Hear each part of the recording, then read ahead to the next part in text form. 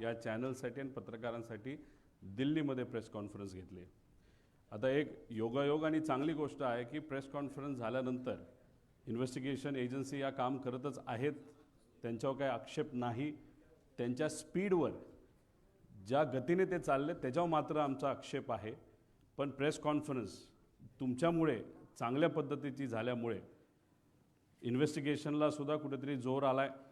दिल्लीची कॉन्फरन्स झाल्यानंतर दुसऱ्या दिवशी DGCAची माणसं प्रायव्हेट प्लेनली बारामतीला गेले आणि बऱ्याच लोकांनी आता विषय घ्यायला सुरुवात, म्हणजे लोकांनी म्हणजे सामान्य लोकांनी विषय तर घेतलेच होते, पत्रकारांनी घेतलेच होते, पण आता नेते सुद्धा पत्र द्यायला लागलेत, विषय घ्यायला लागलेत। ही एक चांगली गोष्ट आहे, कारण लोकांच्या मनामध्ये अनेक शंका आहेत, त्याला कुठं ना कुठेतरी उत्तर लवकरात लवकर मिळालं पाहिजे अशी आमची सगळ्यांची अपेक्षा आहे।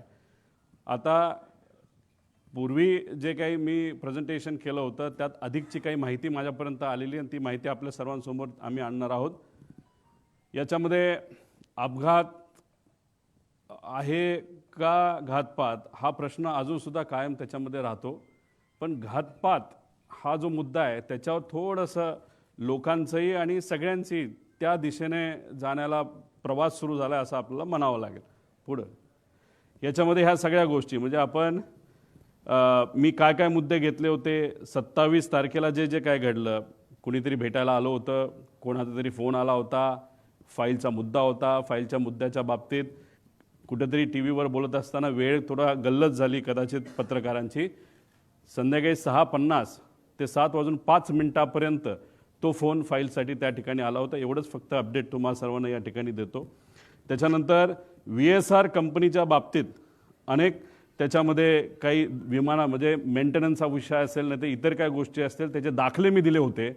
आता सुद्धा बरेच काही तज्ज्ञ त्या विषयाकडे बोलताना, त्या विषयाच्या बाबतीत बोलताना आपण बघू शकतो। सगळ्यात महत्त्वाचं विमानाचे फ्यूल टँक मुळे म्हणजे अधिकचे फ्यूल टँक नाहीतर ते आपण कॅन म्हणतो ते कॅन त्या विमानामध्ये होते, ही जी शंका मी व्यक्त केली होती।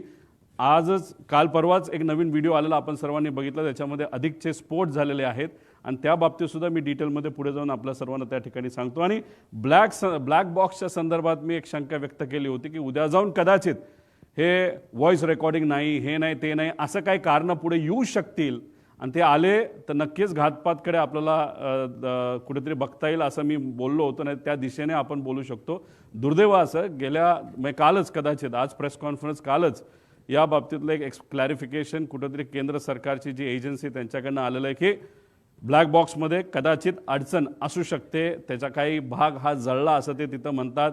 काही एक्सपर्टला आम्ही बोलू का, आम्ही ब्लॅक बॉक्स बाहेर पाठवू, असे विषय त्याच्यामध्ये त्या ठिकाणी घेतात। आता फ्यूल टँक जो आहे म्हणजे आता तुम्ही बघा व्हिडिओ,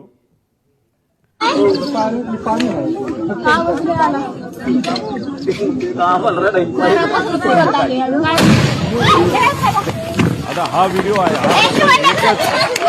एकच स्फोट आहे असं नाही, असे बरेच झाले होते। आणि एक तुम्ही समजून घ्या की 2023चं विमान जे पडलं होतं ते मोठं होतं आणि ते पडत असताना रनवेवर पडलं होतं। रनवेवर पडलं म्हणजे रनवेची जी सरफेस आहे ती डांबरी होती नाही तर कडक होती। दादांचं विमान जे पडलं होतं तसं कडक सरफेसवर म्हणजे ते रनवेवर पडलं नव्हतं, ते साईडला पडलं होतं।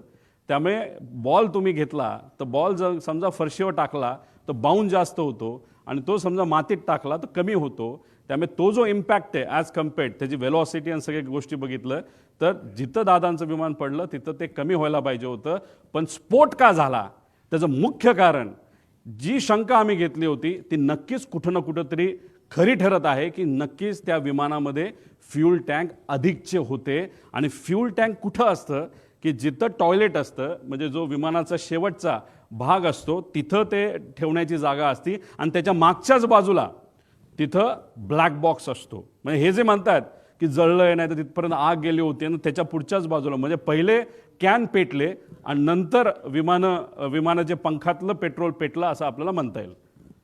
आता हे सगळे डिटेल्स आहेत, 7 वगैरे सगळं, त्याच्यामध्ये पेट्रोल किती लागणार आहे 250 लिटर 400 लिटर ह्याचं ॲव्हरेज आम्ही काढलेलं आहे। हे सगळे गणित त्याच्यामध्ये आहेत। त्याच्यामध्ये आपण जर बघितलं तर मुंबईवरनं हे विमान जात असताना फुल टँक हे भरले होते, म्हणजे ते पूर्ण विमानचे जे पंखे असतात त्या पंख्यामध्ये जो टँक असतो तो फुल भरला होता। अरे फुल कशाला भरायचं, तुम्ही इथून उडत असताना तुम्ही जर उद्या जाऊन म्हणजे लगेचच बारामतीला जाऊन हैदराबादला तुम्ही गेला असता तर हैदराबादला जाऊन तुम्ही तिथं फ्यूल भरू शकला असता. काही लोक म्हणतील अरे बाबा महाराष्ट्राचं स्वस्त आहे, तसं सुरतचं जास्त स्वस्त आहे. पण मग आता 3-3.5 लिटर जर त्याच्यामध्ये फ्यूल बसत असेल तर त्याला 10 रुपयाचा फरक काढला तर 30-35 हजाराचा फरक पडतो, मोठा फरक होत नाही. त्यामुळे एवढं फ्यूल पंखात पण आणि आत पण असं आमचं मत आहे की हे एवढं घेऊन बारामतीच्या दिशेने जाण्याचं कारण काय. आणि जे मी पायलटच्या बाबतीत बोललो होतो की मुद्दामूनच कदाचित त्याचा वापर करून, पायलटचा वापर करून हा घातपात झाला असावा आणि त्या घातपातामध्ये फ्यूल जास्त असलं की मोठा स्फोट होईल हे कुठेतरी शंका लोकांच्या मनामध्ये, आमच्या मनामध्ये ती कुठेतरी खरी ठरताना आपण सर्वजण बघू शकतो. हा तसा या ईमेलप्रमाणे फ्लाईट प्लॅन आहे, पण आम्हाला जे कळालंय तसा ऑफिशियली त्यांनी DGCA सांगितलं नव्हतं त्यांचा फ्लाईट प्लॅन काय. कारण त्याच्यामध्ये विषय एवढाच आहे की ते परत पुण्याला तर ते लँड करू शकत नाही, का पर्यायी एअरपोर्ट द्यावं लागतं. ते पुणे देऊ शकत नाही कारण का तिथं डिफेन्सचं फ्लाईंग सकाळी होतं. त्यानंतर मग त्याला सोलापूर देता येत नाही, त्यात सुद्धा अडचण आहे. त्याला जर दुसरं कुठलं तरी द्यायचं असेल तर ते फक्त चिपी एअरपोर्ट देऊ शकतात, पण ते पण नाही कारण त्यावेळेस तिथं धुक्का असू शकतं. पण असेल तर कुठलं तर मुंबईच असेल. त्यामुळे ते उगाच तुम्ही जो फेरफटका मारला तो न मारता अंदाज घेऊन 3000ची विजिबिलिटी जी 5000 पेक्षा कमी आहे. 5000 हे DGCAचं नॉर्म आहे. एक तर तुम्ही उडायला नव्हतं पाहिजे, हा आमचा मुद्दा आहे. आणि उडला तरी लँड करण्याचा प्रयत्न तिथं केला नाही पाहिजे. तुम्हाला परत मुंबईला यावं लागलं असतं. आणि पण फ्यूल भरलं होतं, आत अधिकचे टँक होते असं आमचं मत आहे. आणि त्याच्यात परत जाण्यापेक्षा डायरेक्ट हे विमान खाली आदळण्यात आलं, हे मुद्दामून आदळण्यात आलं असं आम्हाला आता त्या ठिकाणी वाटायला लागले. पुढं आता ह्याच्यामध्ये सर्वात म्हणजे विमान टेक ऑफ हे मी तुम्हाला सांगितलं. फ्लाईट प्लॅनची माहिती आपल्याला लागेल. आता फ्लाईट प्लॅनच्या बाबतीत तिथं एक गोपी नावाचा VSIचा हँडलर आहे, लय करामती आहे, मुंबईमध्ये तो बसतो. आता हे काय करतात, फ्लाईट प्लॅन हे मॅन्युपुलेट करू शकतात. हा जो इन्व्हेस्टिगेशनला उशीर चाललाय ना, त्याचा पुढे जाऊन मी पुरावे देणार आहे ना, त्याच्या शेवटच्या बाजूला तर खूप वेगळे पुरावे त्याच्यामध्ये आहे. तर त्याच्यामध्ये मुद्दामून कागदपत्र बनवण्याचं काम हे VSR कडनं सुरू आहे असं आमचं तिथं मत आहे. आणि याच्यामध्ये जर तुम्हाला डॉक्युमेंटेशन बघायचं असेल, इन्व्हेस्टिगेशन एजन्सीला सांगायचे ईमेलचे पुरावे तिथं बघितले पाहिजे. कारण हेड ऑफिस दिल्लीला आहे, दिल्लीवरनं फ्लाईट प्लॅन हा खाली या गोपीकडे आला असावा, गोपीला ते प्रिंट केला असावा, त्याच्यावर सह्या घेतल्या असाव्या. त्यामुळे फ्लाईट प्लॅन आणि हे सगळे डॉक्युमेंट आहेत, हे कागदी डॉक्युमेंट न घेता CCTVच्या खाली केलेले त्या तारखेचा CCTV असणारे, नाही तर ईमेलचं प्रूफ त्याच्यामध्ये बघा. हे जे कागदपत्र आता ते सगळे मॅन्युपुलेट करतील एका खोलीमध्ये बसून, कुपा करून कागदाला कागद जोडण्याचा प्रयत्न त्या ठिकाणी फक्त करण्यासाठी करू नका. डिजिटल प्रूफ आम्हाला पाहिजे, ही मागणी आमच्या महाराष्ट्रातल्या लोकांची आहे. पुढं आता ब्लॅक बॉक्स पुढं जळतो का. आता ह्याच्यामध्ये काय सांगितलंय की ब्लॅक बॉक्स जळला, त्यातली माहिती नाही मिळाली, बरंच काय आहे. आता हे काल परवा तुम्ही बघितलं असेल, सगळ्या तज्ज्ञांनी सांगितलंय की 1100 डिग्री सेल्सिअसला 1 तास जर हा आगीत पडला असेल, ते सुद्धा 1100 डिग्री सेल्सिअसला, तरच कुठं ना कुठं तरी हा ब्लॅक बॉक्सला फटका बसू शकतो. याच्यामध्ये 2 भाग असतात. एक व्हॉइस, मागे घ्या, व्हॉइस रेकॉर्डिंग असतं ज्याला CVR म्हणतात, आणि FDR असतं. FDR म्हणजे जे आम्ही म्हणतोय त्याला काही गोष्टी बंद केल्या, मग त्याचं ते हाईट असेल, स्पीड असेल, ह्याचा सगळा डेटा असतो, तो त्याच्यामध्ये FDR मध्ये असतो. आता प्रेशर, जर 6000 मीटर खोलीपर्यंत जे प्रेशर असतं पाण्याचं, त्या प्रेशरला हा ब्लॅक बॉक्स टिकू शकतो, 1 महिना टिकू शकतो. हे प्रेशर अतिरिक्त सांगितलंय 6000, म्हणजे समुद्रात वेगळं असतं. मग कितीतरी हजार हत्ती त्याच्यावर उभे केले, एवढं प्रेशर त्याच्यामध्ये असतं. आणि आगीच्या बाबतीत मी सांगितलंय. आता आगीच्या बाबतीत लोक म्हणतील रे असं नाही, तिथं खूप मोठा ब्लास्ट झाला. एक तुम्ही समजून घ्या, तिथं बरेचसे कागद हे न जळलेले तुम्हाला दिसले. त्याचं कारण असं, तो भपका जो स्फोटचा असतो तो काही सेकंदासाठी असतो आणि तो नंतर विझून जातो. त्यामुळे कागद सुद्धा जळलेला नाही. त्याची सेम थिअरी या बाबतीत आहे. तो भपका अंदाजे 1001 डिग्री सेल्सिअसच्या आसपास, नंतर त्याच्यापेक्षा खाली असू शकतो असं आमचं त्याच्यामध्ये मत आहे. पुढं आता ह्याच्यामध्ये हा जो भाग आहे, हा विमानाची बॉडी काय असते, ॲल्युमिनियम अलॉय असते. त्याचं मेल्टिंग पॉईंट किती आहे, 635 डिग्री सेल्सिअसचं मेल्टिंग पॉईंट आहे. म्हणजे ॲल्युमिनियम बॉडी, विमानाची जी बॉडी आहे ती 650 डिग्री सेल्सिअसला ती वितळून जाते. हे तुम्ही सगळ्यांनी तिथं नोट केलं पाहिजे. त्याच्यानंतर टायटॅनियम, स्टेनलेस स्टील याचे हे बनलेलं असतं. हा बाहेरचा भाग आहे, हा टायटॅनियम आहे. हा किती डिग्रीला मेल्ट होतो? 1670 डिग्रीला मेल्ट होतो. त्यानंतर हे थर्मल इन्सुलेशन आहे आणि हा जो भाग आहे हा ॲल्युमिनियमचा आहे. म्हणजे विमानाची बॉडी ज्याची बनली आहे तो भाग आत असतो आणि त्याच्या आत हा ब्लॅक बॉक्स असतो. त्यामुळे हे जे काय सांगतात ना की हे घडलं असेल ते घडलं असेल आणि ते जळलं ती माहिती, हे मॅनिप्युलेशन आहे असं आमचं ठाम त्याच्यामध्ये त्या ठिकाणी मत आहे. पुढं आता हे कुठं होता ब्लॅक बॉक्स? हा इथं होता. आता या ब्लॅक बॉक्स म्हणजे विमानाच्या त्या बाजूला हा ब्लॅक बॉक्स जर इथं होता तर अरे बॉडी कुठं जळली आहे? इथं केबल सुद्धा आहेत, पुढे केबल पण आहेत, त्या सगळ्या कॉपरच्या केबल आहेत. कॉपरचा मेल्टिंग पॉईंट अजून कमी असतो, त्या सुद्धा तिथं मेल्ट झालेला नाहीत. मग उगाचच कालचं आज आमचं प्रेझेंटेशन आहे म्हणून काहीतरी द्यायचं, म्हणून काहीतरी माहिती काल दिली असं आमचं त्याच्यामध्ये मत आहे. पुढं हे सगळे उदाहरणं आहेत. ह्याच्यामध्ये हे कुठलं तरी एमिरेट्सचं दिसतंय, एअर इंडिया दिसतंय, हे बँकॉकचं दिसतंय. ह्याच्यामध्ये सगळ्यात मध्ये सेम इंटेन्सिटी, सेम आग, सेम टेम्परेचर सगळं असताना ब्लॅक बॉक्स पूर्णपणे त्याच्यामध्ये मिळालेला आहे. पुढं आता हे बघा इथं केबल आहे, केबल सगळ्या तुम्हाला दिसतील. अजून तुम्ही व्हिडिओ बघितला तर केबल तशाच्या तशा तुम्हाला दिसतील. हे सगळं आहे. ब्लॅक बॉक्स कुठं असेल? अजितदादांच्या विमानाचा, आणि इथं सगळ्या केबल आहेत. आणि त्याच्या पुढच्या भागाला तिथं काय ठेवलं असेल तर 2 कॅन ठेवले असतील असं आमचं मत आहे. ते शोधण्याची जरूरत आहे. 90 कोटी रुपये खर्च करून युनियन मिनिस्टर राम मोहन नायडू साहेबांनी काही महिन्यांपूर्वी एक लॅब इनॉग्रेट केली. आता एवढी हाय फंडू लॅब तुमच्याकडे असेल तर तुम्हाला बाहेर पाठवण्याचं काय कारण? बरं ठीक आहे, तुम्ही बाहेर पाठवत नाही तर ते या लॅबमध्ये इथंच भारतामध्ये बसून तुम्हाला माहिती काढता येत नाही का? ठीक आहे, टेक्निकल एजन्सीची मदत घ्या असं आम्ही सांगितलं होतं. तुम्ही सुद्धा आता म्हणताय की नाही आता आम्ही टेक्निकल एजन्सी फक्त टेक्निकल गोष्टीसाठी बाहेरच्या एजन्सीची मदत घेऊ, ते सुद्धा कॅनडाचं, त्या कंपनीचं नाव मी पुढं सांगतो. पुढं आता ह्याच्यामध्ये अजून एक माहिती आहे. इन्शुरन्स हा विमानाची किंमत किती? आज ते विमान जे होतं, जे आज असतं, तर त्याची ॲक्च्युअल किंमत 35 कोटीला ते घेतलं होतं. पण ज्या पद्धतीचं त्याचं इंजिनची क्वालिटी आणि काही आकडे आणि पॅरामीटर्स बघितले ते आज 10 ते 15 कोटीला जास्तीत जास्त विकू शकले असते. इतकी वाईट परिस्थिती त्याची आहे. आणि ज्या लोकांनी ते विमान चालवलं आहे पूर्वी आणि आज ते कंपनी बरोबर नाही, या लोकांनीच आम्हाला सांगितलं की 10 कोटीत दिलं कुणी जर असतं आत्ता तरी न घेणं हे जास्तच योग्य ठरलं असतं. आता 10-12 कोटीच्या किमतीचं जे विमान होतं त्याची आजची इन्शुरन्सची व्हॅल्यू किती होती? तर 55 कोटी रुपये होती. त्यानंतर लायबिलिटी इन्शुरन्स किती होता? 210 कोटी. म्हणजे आत बसणारी लोक, त्याच्यानंतर घरावर कोणाच्या पडलं तर, जर कुठल्या व्यक्तीवर पडलं, जनावरांवर पडलं तर 210 कोटी रुपये त्याची टोटल लायबिलिटी व्हॅल्यू होती. आता ह्याच्यामध्ये पायलट सुद्धा आले, याच्यामध्ये 5च्या 5 जण आली. मग तो जो मेन पायलट होता त्याला किती रुपये मिळणार या 210 पैकी? हा सगळ्यात मोठा प्रश्न आहे. आणि ही गोष्ट त्या पायलटला माहीत होती का? खरंच इन्शुरन्स मिळणार होता का? या बाबतीत स्पष्टीकरण होणं महत्त्वाचं आहे. पुढे आता ह्याच्यामध्ये अकाउंटेबल मॅनेजर कोण आहे कोणाच माहीत नाही. DGCAला सुद्धा माहीत नाही. त्यांच्या वेबसाईटवर सुद्धा यांचं नाव काढून टाकलंय. Chief of flight safety, director of training. ह्या अकाउंटेबल मॅनेजरचं इंटरव्ह्यू हा DGCA घेतं आणि DGCA इंटरव्ह्यू घेतल्यानंतर त्यांनी अप्रूव्ह केल्यानंतर हा फ्लाईट मॅनेजर आपल्याला त्या ठिकाणी मिळतो.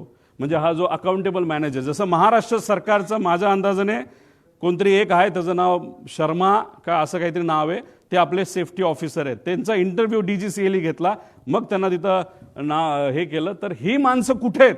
यांचा इंटरव्ह्यू तुम्ही केलाय का? यांचं इन्व्हेस्टिगेशन तुम्ही केलंय का? कारण का अकाउंटेबल मॅनेजर हा रिस्पॉन्सिबल असतो. त्यांनी तिथे ईमेल केले पाहिजे. त्यामुळे जी कालची नोटीस जी आलेली आहे, नाहीतर एक्सप्लेनेशन जे DGCAने दिलेलं त्याच्या खालच्या बाजूला 2 नाहीतर CC अकाउंटेबल मॅनेजर केलेलं आहे. त्यामुळे अकाउंटेबल मॅनेजर कोण आणि ही लोक कोण हे माहिती घेणं महत्त्वाचं आहे. पुढं आता हे महाशय, म्हणजे हे जे तुम्ही जर ट्रक चालवत असाल, तुम्ही ट्रकच चालवला पाहिजे, तुम्ही गाडी चालवायची नाही. तुम्ही जर गाडी चालवत असाल तर ट्रकचं लायसन्स तुम्हाला मिळत नाही, त्याला वेगळं घ्यावं लागतं. तुम्ही ट्रक चालवत असताल आणि JCB चालवायला गेला, नाही तर पोकलान चालवायला गेला, जी मोठी मशीन, तुम्हाला अलाउड नाही. तसंच लेअर जेटचं तुम्ही विमान चालवत असाल तर तुम्हाला दुसरं विमान लेगेसी सारखं वापरता येत नाही. आता इथं जर फोटो बघितले, हे आहेत मिस्टर कपूर. हे मागे जे आहे ते लेगेसीचं विमान आहे. आपले मुख्यमंत्री साहेब आणि उपमुख्यमंत्री दुसरे हे लेगेसीली जास्त ट्रॅव्हल करतात. ही आहे लेगेसी, हे आहे लेगेसी आणि हे आहे लेअर जेट.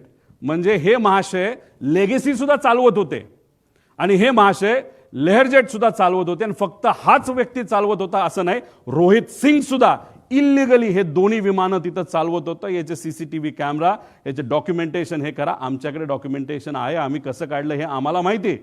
पण या DGCA ला आम्हाला सांगायचं, इन्व्हेस्टिगेशन अधिकाऱ्यांना आणि ऑफिसरला सांगायचं, कृपा करून कागद रंगवारंगवी करणं हे तुम्ही सोडून द्या. आणि जर करत असाल तर ते चुकीचं आहे. जर उद्या जाऊन त्या कागदात जर फरक दिसला, व्हिडिओ आमच्याकडे कुठला असेल आणि तो जर आम्ही दाखवला आणि त्याच्यामध्ये जर डिस्क्रिपन्सी आली तर हे योग्य ठरणार नाही. त्यामुळे इथं एक खूप मोठी इलिगॅलिटी आहे. त्यानंतर तुम्ही दारू पिलाय का नाही तर हे BA करावं लागतं. हे अशा पद्धतीचं मशीन असतं. पण अनफॉर्च्युनेट हे जे मशीन आहे हे आहेत एक यंग पायलट आहे, यांचा व्हिडिओ आम्ही आमच्या लेवलनी त्या ठिकाणी काढला. हे असं फुंकावं लागतं, असा व्हिडिओ काढावा लागतो की बाबा फुंकतोय आणि दाखवावं लागतं 0% दारू आहे. तसंच हे राईटचे महाशय आहेत, हे वेगळेच आहेत. ह्याचं नाव काय, ह्याचं नाव कोणतरी फॉरेनर आहे, तो पुढं असेल कदाचित. तर हे असा व्हिडिओ काढावा लागतो. आता रोहित सिंग जो मालक होता VSRचा आणि आपला हा जो कपूर आहे, याचे असे व्हिडिओ आम्हाला आजच्याच त्या ठिकाणी लागणार नाही. तर तुम्ही इन्व्हेस्टिगेशनमध्ये आम्हाला तिथं दाखवा. पण हे जे मशीन आहे, या मशीनचा एक खूप मोठा फ्लॉ आहे आणि हे फक्त VSRकडे, हे एअरपोर्ट अथॉरिटीकडे नाही आहे. VSRकडे असणारे हे जे मशीन आहे याच्यामध्ये तारखा या बदलल्या जाऊ शकतात. हा फ्लॉ या मशीनचा. म्हणून म्हणतो इन्व्हेस्टिगेशन जेवढं पुढे जाईल तेवढं मॅन्युप्युलेशन हे मोठ्या प्रमाणात त्या ठिकाणी होणार आहे. आता याच्यामध्ये 2023 मधील अपघात प्रकरण आम्हाला जे कळलंय, त्याचा जो कॅप्टन होता ना, चालवणारा सुनील कंजर जो आहे, त्याचं नाव कदाचित प्लस मायनस असेल. जसा कपूर दोनदा त्याला स्थगिती मिळाली होती, त्याचं लायसन्स कॅन्सल झालं होतं दारू पिला म्हणून, तेव्हा हे 2023चं VSRचं मुंबईमध्ये जो ॲक्सिडेंट झाला त्याचा जो सुनील कुंजीर का कंजीर नावाचा जो व्यक्ती आहे, तर त्याचा सुद्धा त्या ठिकाणी दारूच्यामुळे ते दोनदा त्याचं लायसन्स कॅन्सल झाला तो, असं आम्हाला कळतं. म्हणजे जे जे कमर्शियल फ्लाय करतात, मोठे मोठी विमानं, एमिरेट्स, एअर इंडिया वगैरे, तिथं ज्यांना नोकऱ्या मिळत नाही ते सगळे, आणि काही चांगले पण लोक आहेत, खराब नाही, पण काय असे मोठे मोठे लोक सगळे इथं काम करतात. पुढं हे सगळे डॉक्युमेंट्स आम्हाला तिथं लागणार आहेत. आता हा कार्लोस नावाचा जो माणूस आहे गृहस्थ, हा व्हेनेझुएलाचा आहे, इंटरनॅशनल त्याचं लायसन्स आहे. पण हा भारतामध्ये कसं तो त्याला VSRच्या माध्यमातून इथं उडवलं जातं, तर हा येतो एंटर करताना ॲज अ पॅसेंजर, आणि पॅसेंजरमधून आत आल्यानंतर विमानात बसल्यानंतर तो कॉकपिटमध्ये जायचा आणि कॉकपिटमध्ये जाऊन त्या ठिकाणी विमान उडवायचा. आता ह्याच्यामध्ये हे बघा, captain, crew details, captain Venezuela हा पूर्वीचा त्याच्यामध्ये डेटा आहे. पण हा त्या पद्धतीने काय गोष्टी, त्याचं सगळं जे लायसन्स आहे ते अमेरिकन फॉरेनचं लायसन्स असतं ते रिजेक्टेड आहे. आता उदयपूरमध्ये एक बिझनेसमन आहे, त्या बिझनेसमनला मी या व्हिडिओच्या माध्यमातून विनंती करतो, या माणसापासून तुम्ही जपून राहा. हे VSRचं आहे, ते बीचक्राफ्ट 350चं विमान आहे उदयपूरचं. हा माणूस चालवतो, पण जाताना आत तो पॅसेंजर म्हणून जातो आणि तिथं बसून मग तो विमान चालवतो. मला सांगायचं काय, VSRमध्ये चुका किती आहेत आणि त्या चुका कशा लपवल्या जातात आणि कोण लपवलं जातं, मी पुढे जाऊन तुम्हाला सांगतो. पुढे आणि हे वेदर रिपोर्ट वगैरे हे सगळे डेटा आम्ही मागितलेला आहे, मागणार आहोत, पत्र देणार आहोत. पुढे आता पायगड्या, VSRसाठी DGCA कडून काय पायगड्या घातल्या जातात का, पुढे घ्या. आता हा रिपोर्ट आहे, तुम्ही इथं बघताय, लेअरजेट 45. आता मला तुम्ही सांगा, तुम्ही जर टेक्निकल इन्व्हेस्टिगेशन एजन्सी असाल तर तुम्ही टेक्निकली बोललो पाहिजे ना, कॅमेराचं काय आहे, त्याचं पिक्सल किती आहे, डिटेलमध्ये बोललो पाहिजे. पिक्सल, कॅननचा कॅमेरा आहे तर कॅनन 1 आहे का 2 आहे का, नाहीतर मोबाईल जो वापरला, जो तिथं मर्डर सीनवर मोबाईल जो सापडला तो iPhone 17 आहे का 16 आहे का 15, हे तुम्हाला सांगावं लागेल. पण बघा, टेक्निकल इन्व्हेस्टिगेशन एजन्सी जी काम करते, का आम्ही ऑब्जेक्शन घेतो या एजन्सीवर आणि DGCAच्या आत्ताच्या लोकांवर, सगळ्याच नाही पण काही लोकांवर. इथं लिहिलं लेअरजेट 45 एअरक्राफ्ट. हे लेअरजेट 45 एअरक्राफ्टच नाहीये, हे लेअरजेट 45 कुठे रे XR हे विमान आहे. हे आहे लेअरजेट 45 जे अजून सुद्धा उडते. हे 1 स्टेप पूर्वीच आहे आणि हे विमान आहे अजितदादांचं. हे आहे XR, हे अमेरिकेतून बाय केलं होतं. पुढे मी तुम्हाला डिटेल्स देतो. म्हणजे एजन्सी, कालचा रिपोर्ट तुम्ही वाचून बघा DGCAचा, त्याच्यामध्ये सुद्धा त्यांनी लेअरजेट 45 दिलंय. फक्त आम्ही म्हणतोय XR आहे आणि ते खरंच XR आहे. हे वेबसाईट ही त्या VSRची वेबसाईट आहे आणि अमेरिकेवरून ते विमान घेतलं, त्याचे डिटेल्स पुढे जाऊन बघितले, ते सुद्धा XR आहेत. म्हणजे तुम्ही टेक्निकल एजन्सी असताना तुम्ही टेक्निकल इन्व्हेस्टिगेशन करत असताना तुम्ही जर मॉडेलच चुकवत असाल तर तुमच्यावर आम्ही विश्वास कसा ठेवायचा?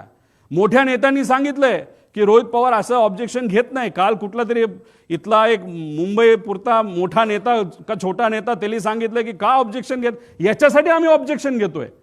तुम्ही याच्यामध्येच जर मॉडेलच चुकवत असाल तर पुढे इन्व्हेस्टिगेशन तुम्ही कशी करणार आहात असा प्रश्न आहे पुढे.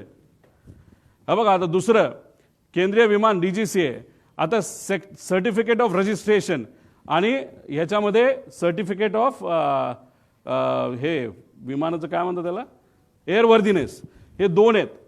आता एअरवर्दीनेस सर्टिफिकेट ऑफ एअरवर्दीनेस कधी आलंय 21ला आणि विमान रजिस्टर कधी झालंय 22ला. म्हणजे काय केलं, आधी गाडी घेतली, त्याचं सगळं PSU वगैरे केलं, सगळं करून टाकलं आणि नंतर ती रजिस्टर केली. तसं विमानाचं झालं. हे चुकीचंच आहे. हे PIB रिपोर्ट आहे 28/1चा. याच्यामध्ये जर तुम्ही certificate of registration, certificate of airworthiness याच्यामध्ये जो फरक येतोय तो 1 वर्ष आधीचा आहे. हेच तुम्ही चुकला आहात. आधी रजिस्ट्रेशन तुम्हाला करावं लागतं आणि मग तुम्हाला एअरवर्दीनेस घ्यावं लागतं. इथं जर रिपोर्टमध्ये तुम्ही चुकवत असाल म्हणजे कुठंतरी रिपोर्ट मॅन्युपुलेट केले जातात का, रिपोर्टमध्ये हेराफेरी होती का, असा आमचा साहजिकच प्रश्न राहणार ना. हे तुमच्याच रिपोर्टवरनं आम्ही सांगितलं ॲक्सिडेंट नंतरच्या. आणि ह्याच्यामध्ये तुम्ही जर म्हणत असाल नाही आमच्याकडनं चुकलं, काढलं ना आम्ही, आमचे पण काही कॉन्टॅक्ट आहेत का नाही, हे आहेत ना सर्टिफिकेट, हे दोन्ही सर्टिफिकेट आम्ही इथं लावलेले आहेत, त्याच्यावरनं तुम्ही बघा. म्हणजे एजन्सी DGCA म्हणते तारखा चुकवते, आम्ही पुरावे देतो की तारखा चुकल्यात, ह्याच्यावरनंच आम्हाला कुठेतरी या इन्व्हेस्टिगेशनवर डाऊट आहे पुढं. आता ह्याच्यामध्ये हे विमान, कुठलंही विमान घेतलं गेल्यानंतर त्याला 5,000 तास असं काहीतरी दिलं जातं. त्याचं तास किती होते या विमानाचे? 5,000. अजित काका जेव्हा विमानामध्ये बसले होते त्याला किती तास झाले होते? तर ते 5,915. किती तास बाकी होते? त्या कंपनीच्या म्हणण्यानुसार फक्त 85 तास. अहो आम्ही सुद्धा जेव्हा उडतो ना, आम्ही बघतो 400 तास बाकी आहेत का 500 तास बाकी आहे, हे आम्ही सिव्हिलियन म्हणून बघतो. मग अजितदादा तर Z+ सिक्युरिटीचा माणूस होता. त्यांच्या विमानामध्ये जेव्हा ही घटना घडली तर आपण जर बघितलं तर ही 14/9चा हा विषय आहे. तर हा जो रिपोर्ट आलाय तर त्याच्यामध्ये 4,915 म्हणजे 85 तास फक्त बाकी होते. आणि ह्याच्यात आमचा क्लेम आहे. आणि मी जी हनीवेल नावाची कंपनी जिली हे इंजिन बनवलं, त्या कंपनीच्या मॅनेजरला जर मराठी कळत असेल ना तर ट्रान्सलेट तुम्ही करा की खरी माहिती ही DGCAला तुम्हाला ईमेलच्या माध्यमातून द्यावी लागेल. आम्ही प्रयत्न केला पण ते आम्हाला देत नाही. आमचा अंदाज आहे हे मशीन 5,000 त्याचं वय होतं तर हे मशीन 8,000 पर्यंत उडलेलं आहे. म्हणजे दादांकडे मशीन देत असताना तसंही त्या मशीनमध्ये काहीच राहिलं नव्हतं आणि त्याची किंमतही खराब झाली होती. आणि मग मुद्दामूनच ह्याच्यामध्ये मशीनसुद्धा देताना खराब क्वालिटीचंच दिलं, नुकसान होताना कमी व्हावं. आणि हा अपघात का घात हा प्रश्न तर त्याच्यामध्ये राहतो. पण हे मेंटेनन्स सगळे बघितल्यानंतर दादांना जे मशीन दिलं Z सिक्युरिटीने असताना सुद्धा, VIP ट्रॅव्हल होतोय ह्या VSR कंपनीला माहिती असताना, ॲरो या कंपनीला माहीत असताना सुद्धा मशीन हे संपलेलं होतं. आणि तेच मशीन म्हणजे इंजिन त्या विमानाला होतं आणि तेच विमान हे अजितदादांसाठी त्या ठिकाणी सेवेसाठी दिलं. म्हणजे हे आश्चर्याची गोष्ट आहे. इतकं जर कुणी दुर्लक्ष करत असेल एवढ्या मोठ्या VIPला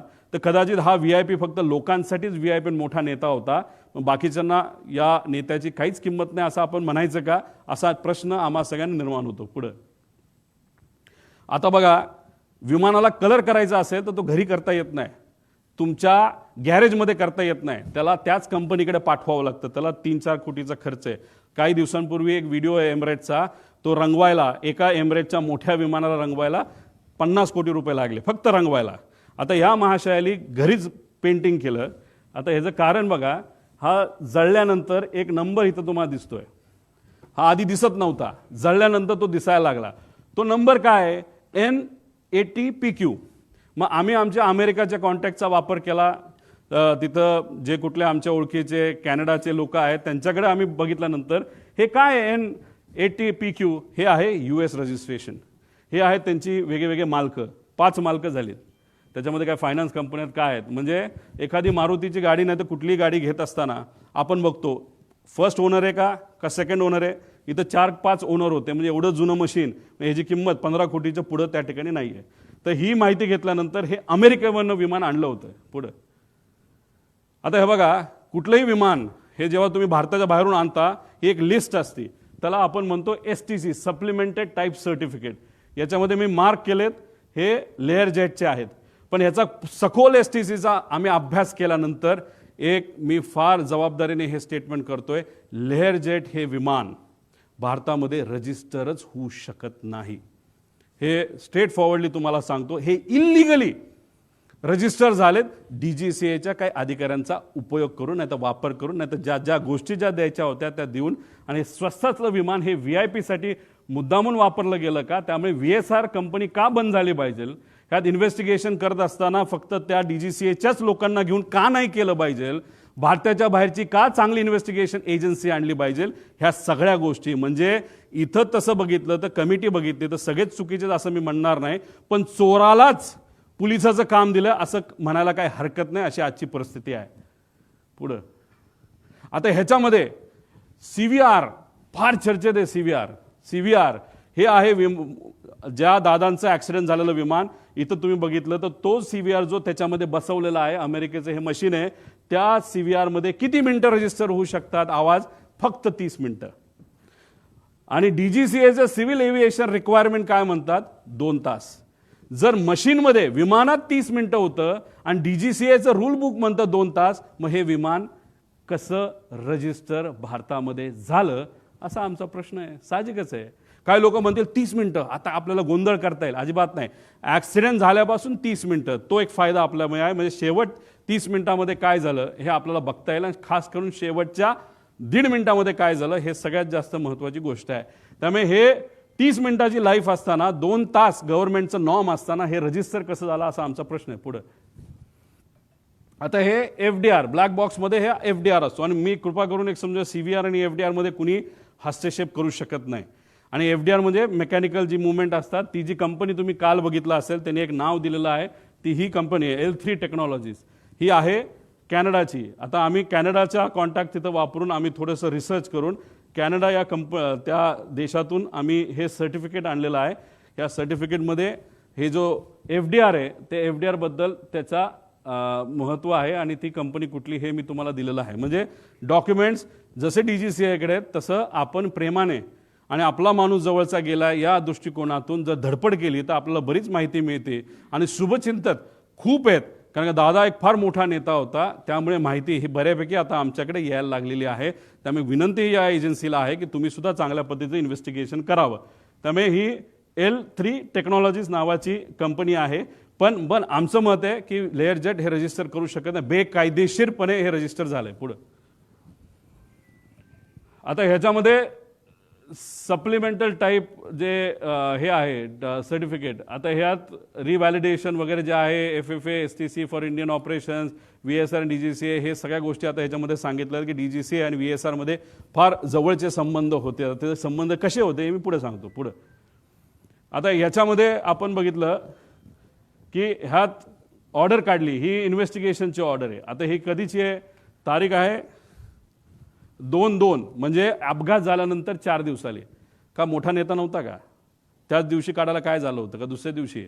जसे इन्व्हेस्टिगेशन करण्यासाठी काय फॉरेन्सिकची लोक संध्याकाळी पोहोचली निवांत, कुठे जेवायला गेले असतील, कुठे फिरायला गेले असतील, आणि एवढा मोठा नेता जाऊन सुद्धा अख्खं जग तिथं आलं होतं. आणि हे इन्व्हेस्टिगेशन आणि फॉरेन्सिकची लोक संध्याकाळी 8ला का 7ला का कधीतरी तिथं पोहोचली असं आम्हाला कळालं. ते ह्याच्यामध्ये तुम्ही 4 दिवसानंतर एजन्सी काढता, ह्याच्यामध्ये हे सगळी लोक DGCAची आहे. मग DGCA कसं चुकलं हे आम्ही सांगत असताना तुम्ही जर DGCAच्याच लोकांना त्याच्यामध्ये घेतलं असेल तर मग ह्याला आम्ही काय म्हणणार? आणि त्याच्यात हे अपूर्वा म्हणून ज्या आहेत, अपूर्वा अग्रवाल, ह्या जेट एअरवेजमध्ये काम करत होत्या. जेट एअरवेजचं काय रिलेशन आहे हे मी तुम्हाला सांगतो. पण ह्याच्यात एकाला सुद्धा लेअर जेट विमान कसं असतं, काय असतं, टेक्नॉलॉजिकल काय ॲडव्हान्समेंट आहे, एकाला सुद्धा याच्यामध्ये माहीत नाही. ही आजची परिस्थिती. आणि अशा लोकांना ज्याला विमानच कसं होतं, लेअर जेटमध्ये काय कॉम्प्लिकेशन असतात, काय टेक्नॉलॉजिकल ॲडव्हान्समेंट आणि प्लस मायनसेस असतात हे माहिती नसताना सुद्धा नावापुरती ही एजन्सी बनवली. अपूर्वाचं नाव कुणी दिलं हे पुढे जाऊन मी तुम्हाला सांगतो. पुढे आता जो साऊथवेस्ट एअरलाईनचा जो अपघात झाला अमेरिकेमध्ये 17 एप्रिल 2018ला झाला आणि प्राथमिक अहवाल कधी आला? 2 दिवसात आला. आज 20वा का 22वा दिवस आहे. काल काहीतरी द्यायचं म्हणून काहीतरी फालतू त्यांनी दिले, त्यात सुद्धा मॉडेल त्यांनी चुकवलेलं आहे. मग हे जे काय आहे हे काय म्हणायचं की दादांचं एवढं महत्त्व नाही का?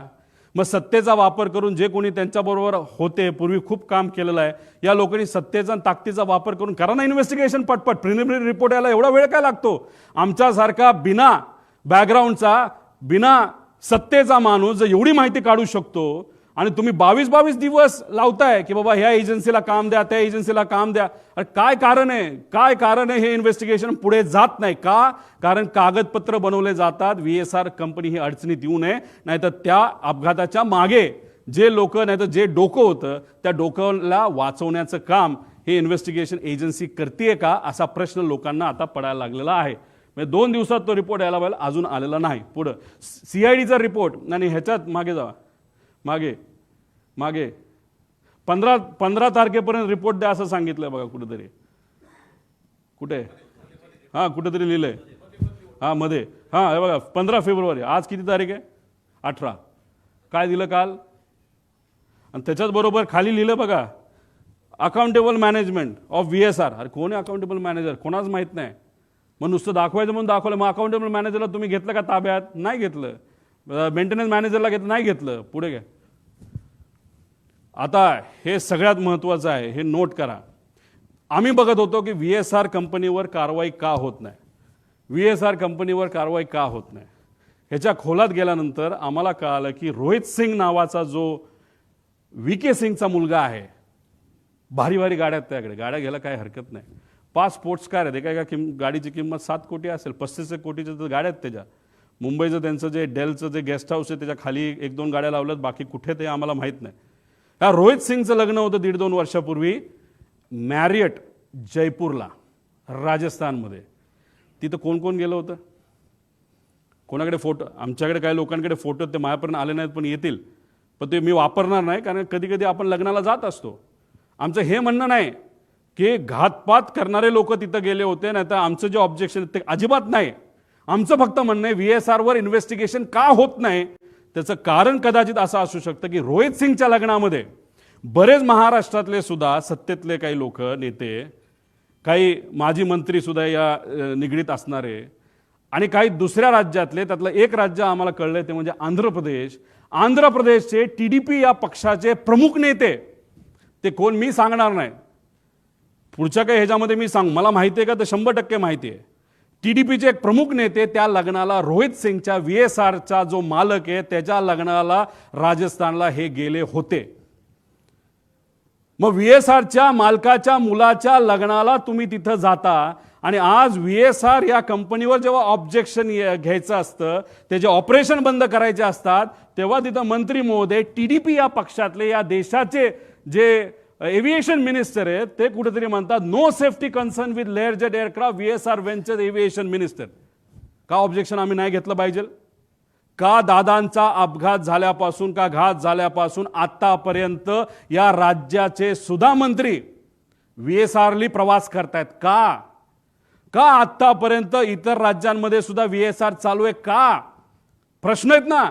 आमचं धडधडीत डायरेक्ट म्हणणं आहे की सत्तेतले बरेचसे लोक हे VSRच्या मालकांच्या निगडीत आहेत. काही लोकांचे व्यवसाय आहेत. हैदराबादचा एक कुठला तरी मोठा व्यावसायिक आहे, तो कोणाच्या जवळ आहे याच्या खोलात सुद्धा मी जात नाही. त्याची 2 विमानं आहेत आणि दोन्ही विमानं VSRच्या नावाली आहेत. आणि आज सत्तेत जे लोक आहेत त्याच्या जवळ असणारा तो माणूस आहे, आणि कदाचित त्या माणसाकडे तिकडं त्या भागातलं एक छोटंसं पोर्ट सुद्धा असावं त्या राज्यातलं. फक्त एकच आहे, बाकी कुठले पोर्ट त्याचे नाहीत. मग कोण आहे हा माणूस? तिथं कोणाची सत्ता आहे? आणि ती सत्ता तिथं त्या ठिकाणी असताना त्या TDP या पक्षाचे नेते जर रोहित सिंगच्या लग्नाला तिथं जात असतील, आणि TDPचाच नेता आज जर तिथं एव्हिएशन मिनिस्टर असेल, आणि VSR कंपनी आतापर्यंत बंद होत नाही, त्याचे ऑपरेशन तसेच चालू राहतात, कागदपत्र त्या ठिकाणी रिअलाइनमेंट करणं, नाही तर त्याचं मॅन्युप्युलेशन करणं, असं आमचा त्याच्यामध्ये म्हणणं आहे. आणि आज रोहित सिंग आहे कुठं? आज रोहित सिंग भारतामध्ये नाही. अपघात झाल्यानंतर मायामी, अमेरिकेमध्ये तो गेलाय. त्यांची दुबईमध्ये सुद्धा कंपनी आहे, अमेरिकेमध्ये सुद्धा कंपनी आहे. ही सगळी विमानं टप्प्याटप्प्याने हे दुबईच्या आणि अमेरिकेच्या कंपनीमध्ये ट्रान्सफर केली जातील. आज आम्ही सगळे दुःखात आहोत, आज आम्ही तिथं लढत आहोत. पण ज्या कंपनीच्या माध्यमातून हा घात झाला, नाहीतर हा अपघात झाला, त्याचा मालक मात्र आज भारतात नाही. त्याला कुणी मदत केली बाहेर जाण्यासाठी? कुणी त्याचा तिथं इन्व्हेस्टिगेशन लगेच करून त्याला लगेच ताब्यात घेऊन लगेच तुम्ही इन्व्हेस्टिगेशन नाही तर त्याचं तिथं चर्चा करून आणायला पाहिजे होती. पण हे महाशय गेले कुठं? तर मायामी, अमेरिकेमध्ये त्या ठिकाणी गेलेले आहेत. आता ही बातमी एक ग्रेट आंध्रा नावाचा पेपर आहे, AP minister bought private jet. त्या जेटचं मला पॅटर्न सुद्धा माहिती आहे, त्याचं मॉडेल सुद्धा मला माहिती आहे, ते कोणाचं आहे हे तिथले लोक आपल्या सर्वांना त्या ठिकाणी त्या राज्यात सांगतील. माझं मत आहे की या VSR कंपनीला मुद्दामून वाचवण्याचा प्रयत्न केला जातोय. एवढा मोठा माणूस, महाराष्ट्राचा नेता गेल्यानंतर सुद्धा या सत्तेत असणारे काही लोक मुद्दामून या मालकांना वाचवत आहेत. म्हणजे दादा गेले याचं दुःख यांना नाही, पण पैसा आपला वाचला पाहिजे, मैत्री आपली टिकली पाहिजे, या अनुषंगाने VSRला मदत करतात. म्हणून आमचं मत आहे की आज नाही तर उद्या VSR कंपनीला बंदी घातली पाहिजे आणि इन्व्हेस्टिगेशन करत असताना त्याच्यामध्ये सुद्धा काही चेंजेस केले गेले पाहिजे. त्याच्यामध्ये तुम्ही 5 कुठले तरी घेतले, CBIला देताय, चांगली गोष्ट आहे, CID तर आहेच, पण याच्याच बरोबर एक वर मॉनिटरिंग एजन्सी आम्हाला असावी. राज्यात विरोधी पक्ष नेत्यांना त्याच्यात घ्यावं. दुर्दैवाने महाराष्ट्रात कुणी विरोधी पक्ष नेता नाही, पण हा विषय फार मोठा आहे. प्रायव्हेटली फार मोठे सेलिब्रिटी ट्रॅव्हल करतात. त्यामुळे आमचं मत आहे की देशातले जे विरोधी पक्ष नेता वरचा आणि खालचा जो आहे, राहुल गांधीजी आणि वर जे असतील त्यांना याच्यामध्ये त्या ठिकाणी घ्यावं, काही खासदारांना घ्यावं, खाली काही फॅमिली मेंबरला घ्यावं. तो जो पक्ष आहे जो बाधित आहे, नाही तर अजितदादा ज्या पक्षाचं प्रतिनिधित्व करत होते त्यातल्या काही लोकांना घ्यावं, पण त्यातले काही खूपच एव्हिएशनच्या अनुभवी लोक आहेत, त्यांचं काय करायचं हा निर्णय त्यांनी त्या ठिकाणी घ्यावा. मग अशा पद्धतीने आणि एक्स जज याच्यामध्ये घ्यावा आणि ही मॉनिटरिंग एजन्सी तुम्ही तिथं घ्यावी. आणि ह्याच्या अंडर CBI अंडर मतलब CBI जो काम करेल तो रिपोर्ट बघेल, CIDचा रिपोर्ट बघेल, एक एक्सटर्नल एजन्सीचा रिपोर्ट बघेल, पण हे केल्याशिवाय याच्यामध्ये पारदर्शकता येणार नाही असं आमचं ठाम मत आहे. मॅरिटचं तुम्हाला सांगितलं, ते आम्ही तारखा पण काढू, काही फोटो आमच्यापर्यंत आलेत, काही डॉक्युमेंट्स आमच्याकडे आलेत, कोण कसं काय, फक्त ते आत्ता वापरलेलं नाही कारण का मला ह्याच्यात राजकारण आणायचं नाही. पण एक गोष्ट आहे की काही लोक मुद्दामून याच्यात राजकारण आणि मैत्री आणतायत आणि पैसा आणि इन्व्हेस्टर पण मी देऊ शकतो, पण इन्व्हेस्टरच्या खोलामध्ये मी जाणार नाही. इन्व्हेस्टरचं काही डायरेक्ट रिलेशन असेल असं नाही, पण इन्व्हेस्टर मोठे मोठे असल्यामुळे, शेकडो कोटीचा विषय असल्यामुळेच कदाचित या कंपनीला वाचवलं जातंय. त्यामुळे त्या इन्व्हेस्टरला मला म्हणायचं, तुम्ही खूप मोठे आहात, हजारो कोटी तुमच्याकडे आहेत. आमचा काका, आमचे दादा त्याच्यामध्ये गेलेले आहेत. 100-200 कोटीसाठी हे इन्व्हेस्टिगेशनला कृपा करून कुठल्या नेत्याचं नाही तर कोणाचं वजन टाकून तुम्ही हे मॅन्युप्युलेट करण्याचा प्रयत्न त्या ठिकाणी करू नका. कारण की इन्व्हेस्टिगेशन एजन्सी काम करेलच, पण आम्ही काय शांत बसू असं जर तुम्हाला वाटत असेल तर आम्ही शांत बसणार नाही, कारण आमचा काका, आमचा नेता याच्यामध्ये गेलेला आहे. पुढं आता मुख्य पायलट सुमित कपूर, याच्यामध्ये हे सगळे आम्ही विषय त्याच्यामध्ये मागितलेले आहेत. त्यांना कौटुंबिक अडचण होती. आता ती कौटुंबिक अडचण खूप खोलात जाऊन मी म्हणणार नाही, आणि त्या विषयाला धरून त्याचं ब्लॅकमेल तिथं झालं असावं, आणि मग ते ब्लॅकमेल त्या ठिकाणी झालं असल्यामुळेच ते जे काही घटना घडल्या अशी शंका आहे की त्यांनी मुद्दामूनच त्या घटना त्या ठिकाणी घडून आणल्या. कारण बऱ्याच एक्सपर्टशी बोलल्यानंतर विमान ज्या पद्धतीने कळलं ते मुद्दामून मॅन्युअली, आणि ट्रान्सपॉन्डर हे विषय तुम्हाला त्या आधीच्या ह्याच्यामध्ये सांगितलेलं आहे. याच्यात खोलात जाऊन चर्चा करायची जरूरत आहे. पण त्यांना दारू प्यायची खूप सवय होती. जेटमध्ये असताना त्यांचा पगार 10 ते 12 लाख होता, पण आत्ता या कंपनीमध्ये आल्यानंतर कारण त्यांचं लायसन्स बंद झालं होतं, ते 3 वर्ष बंद होतं. कोविडच्या काळामध्ये त्यांना काम मिळालं नाही. 5 वर्ष ते बिना पैशाचे होते, नाही पगाराचे होते. आणि त्यानंतर लेअर जेटमध्येच त्यांना संधी का दिली? कारण लेअर जेट बघतच नाही काय की कोण कसला आहे, काय कोणाला काय अनुभव आहे, कोण कुठं दारू पिला होता का काय वेगळं केलं होतं. आणि लेअर जेटमध्ये आल्यानंतर त्यांचा पगार 12 लाखावरनं 3.5 लाखावर आला, आणि त्यात 25,000 रुपये का 20,000 रुपये प्रत्येक एका विमानाच्या फेरीला त्या ठिकाणी ते वापरायचे. असे जर 10 फेऱ्या केल्या तर 2.5 लाख आणि 3-3.5 म्हणजे 6 लाखाचा पगार त्याच्यामध्ये होता.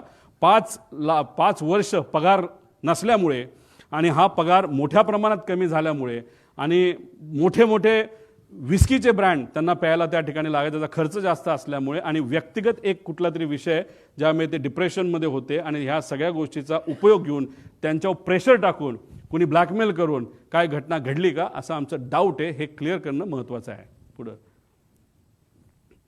रोहित सिंग, शोधा आता ह्या माणसाला कुठे आहे, तो कुठे आहे, कोणाचा मुलगा आहे, मुलगा तर VK सिंगचाच आहे. त्याच्यामध्ये DGCAचे काय रिलेशन आहे, DGCAच्या बद्दल तो काय म्हणायचा, कुछ भी हो मॅनेज होता है, कर सकते, कुछ प्रॉब्लेम नाही, कसं कसं मॅनेज केलं याचे पूर्ण डॉक्युमेंट आहे, पण हे प्रेझेंटेशन मग 2 तास जाईल, या खोलात जाल नाही. माझ्या अंदाजाने हा कुठेतरी मायामी, फ्लोरिडा, युनायटेड स्टेट, म्हणजे आपण, तुम्ही पत्रकार, आम्ही सर्वजण जमिनीवर आहोत. दादांना काय झालं हे शोधतोय, लोक शोकांतिक आहेत, काय झालं दादांचं हे ते विचार करतात. हे महाशय मायामीला बीच साईडला बसून काय तिथं करतात देवाला डोळे. मग कसं जाऊन दिलं ह्याला तिकडं, का जाऊ शकला, का ह्याची एन्क्वायरी नाही झाली, असे डाऊट येतात ना. म्हणजे डाऊट क्लिअर करणं महत्त्वाचं आहे. पुढं आता मला हा प्रश्न पडलेला आहे, हे महाशय आहे समित ठक्कर, खूप खोलात नाही. त्यांनी काय टाकलंय, मी एकदा ट्रॅव्हल केलं होतं, मी मुंबईमध्ये दिल्लीला बोलत असताना तुम्ही बघितलं असेल, मी बोललो की मी आणि माझ्याबरोबर एक सेलिब्रिटी खेळाडू बारामतीला लँड होऊन तिथून मी माझ्या मतदारसंघात गेलो होतो. मी धडधडीत बोललो होतो, पण या महाशयाली मला ट्रोल करण्यासाठी, मला ट्रोल करण्यासाठी दुसरं काहीच नाही ना. मग हे तू स्वतः ट्रॅव्हल करत असताना तुला काय कळलं नाही का? मला थोडी कळणार होतं का? तुझी अपेक्षा होती का, त्या ट्रोलरची अपेक्षा होती की त्यावेळेसच माझा ॲक्सिडेंट त्या ठिकाणी व्हायला पाहिजे होता, मी संपायला पाहिजे होतं, तर क्रिकेटरही संपायला पाहिजे होतं, अशी तुझी अपेक्षा होती का? हे असले थर्ड क्लास पैसे घेऊन काम करणारे ट्रोल हे कोणाचे आहेत याचा मी अभ्यास करायला लागलो. हे आहेत एका फार मोठ्या BJP पक्षातले सगळे प्रमुख नेत्यांचे. ह्याच्यामध्ये देवेंद्र फडणवीस साहेबांना या बाबतीतली माहिती नसावी असं मला तरी त्या ठिकाणी वाटतं. पण देवेंद्र फडणवीस साहेबांना मला सांगायचं आहे, लोकांना प्रश्न पडायला लागलेला आहे. मी अजितदादांच्या घातपातचा मुद्दा तिथं मांडतोय, पण मला ट्रोल हे BJPचे ट्रोलर का करायला लागलेत? आणि तो सुद्धा हा काही छोटा ट्रोलर नाही आहे, हा फार मोठा ट्रोलर आहे. आणि हा एकदा एखादी ट्विट टाकली नाही तर मेसेज टाकला की हे जे बगल बच्चे जे आहेत पैसे घेऊन काम करणारे, हे सुद्धा त्या ठिकाणी रिट्वीट करतात आणि रिट्वीट माहिती करतात. आणि अजून एक मी आत्मविश्वासाने सांगतो, आणि काही लोकांकडे ते पुरावे आहेत, ह्याच माणसाली 2 दिवस आधी 28 तारखेच्या 2 दिवस म्हणजे ॲक्सिडेंटच्या 2 का 3 दिवस आधी एक अशी ट्विट केली होती आणि ती 7.5 मिनिटांनंतर त्यांनी डिलीट केली. आणि त्या ट्विटमध्ये दिलं होतं पुढच्या 2 दिवसामध्ये एक अशी घटना घडणार आहे, त्याच्यामध्ये महाराष्ट्राच्या राजकारणामध्ये खूप मोठा भूकंप येऊ शकतो, असं काहीतरी त्या महाशयाला लिहिलं होतं. ह्याच्याबद्दलचे पुरावे आमच्याकडे आहेत, आम्ही ते घेतोय. पण हा कोण आहे हा? आणि हे जे आहेत ना सगळे हे ट्रोल करणारे, हे सगळे कोण आहे? कुठलं आहे? अहिल्यानगर, हे सगळे BJPचे ट्रोलर्स आहेत सगळे. त्यांचे ते पेजेस काढतात, पैसे देऊन काम करणारे लोक आहेत सगळे. आता इथं तर मी काय बोललो आणि देवेंद्र फडणवीस साहेब काय बोलले? साहेब, देवेंद्र फडणवीस साहेब, याच्यामुळे आता लोकांना वेगळी शंका त्याच्यामध्ये यायला लागली. रोहित पवार भावनेच्या भरामध्ये मुद्दे मांडतोय, टेक्निकल मुद्दे, अराजकीय बोलतोय, पण भाजप मला ट्रोल करते. मग ट्रोल करायचं कारण काय, असा प्रश्न आता लोकांना त्याच्यामध्ये पडायला लागलेला आहे. त्यामुळे तुम्ही तुमच्या होम मिनिस्ट्रीचा वापर करून, आता या ठक्करला तर आम्ही काही सोडणार नाही, समित का कोण आहे त्याची माहिती आम्ही काढल्याशिवाय राहणार नाही. पण असे जे ट्रोल आहेत हे आज मला ट्रोल का करतायत, एक परसेप्शन करण्याचा प्रयत्न करतायत की मला वेळ लागलाय. हो, प्रेमापोटी मला वेळ लागले, पण वेळ दोन्ही गोष्टीचं असतं. एक वेळ जे तुला लागले पैसे घेऊन काम करायला, आणि मला माझ्या काकाला काय झालं, माझ्या दादाला काय झालं हे शोधण्याचं वेळ मला लागलंय. आणि हे मला फक्त एकट्याला लागलं नाही, महाराष्ट्रात तमाम जनतेला त्या ठिकाणी लागलंय. त्यामुळे अशा पद्धतीने माझं ट्रोलिंग तिथं केलं जाते. आणि काही महाशय कॅश बॉक्सवाले, त्याचं नाव वेगळं असेल, त्यांनी सुद्धा आता आम्हाला ट्रोल करायला सुरुवात केली. काय हरकत नाही, तुला किती पैसा वापरायचा वापर, कारण तुमच्याकडे पैसेवाले लोक आहेत, आमच्याकडे स्वाभिमानी मराठी माणसं आहेत. आणि त्या लोकांना आम्हाला सांगायचं आहे की ठीक आहे, तुम्ही मला पाण्यात बघता का काय, पण एक समजून घ्या, माझे आजोबा फार मोठे आहेत, माझे काका मोठे होते, आणि मी रोहित पवार आहे, आणि मी या महाराष्ट्राचा स्वाभिमानी नागरिक आहे. आणि माझ्याबरोबर दादांची एन्क्वायरी करण्यासाठी मागणी करणारे महाराष्ट्राचे तमाम स्वाभिमानी नागरिक आहेत. हे असे चिरकुट पैसे घेऊन काम करणारे ट्रोल या ठक्कर का कोण आहे त्यासारखे नाहीत. त्यामुळे हे लोक मला ट्रोल करतात, याच्यावरून लोकांना आता वेगळ्या शंका यायला लागलेल्या आहेत. पुढं बाळ झालं ना, काय राहिलं का? हां, या पुढं.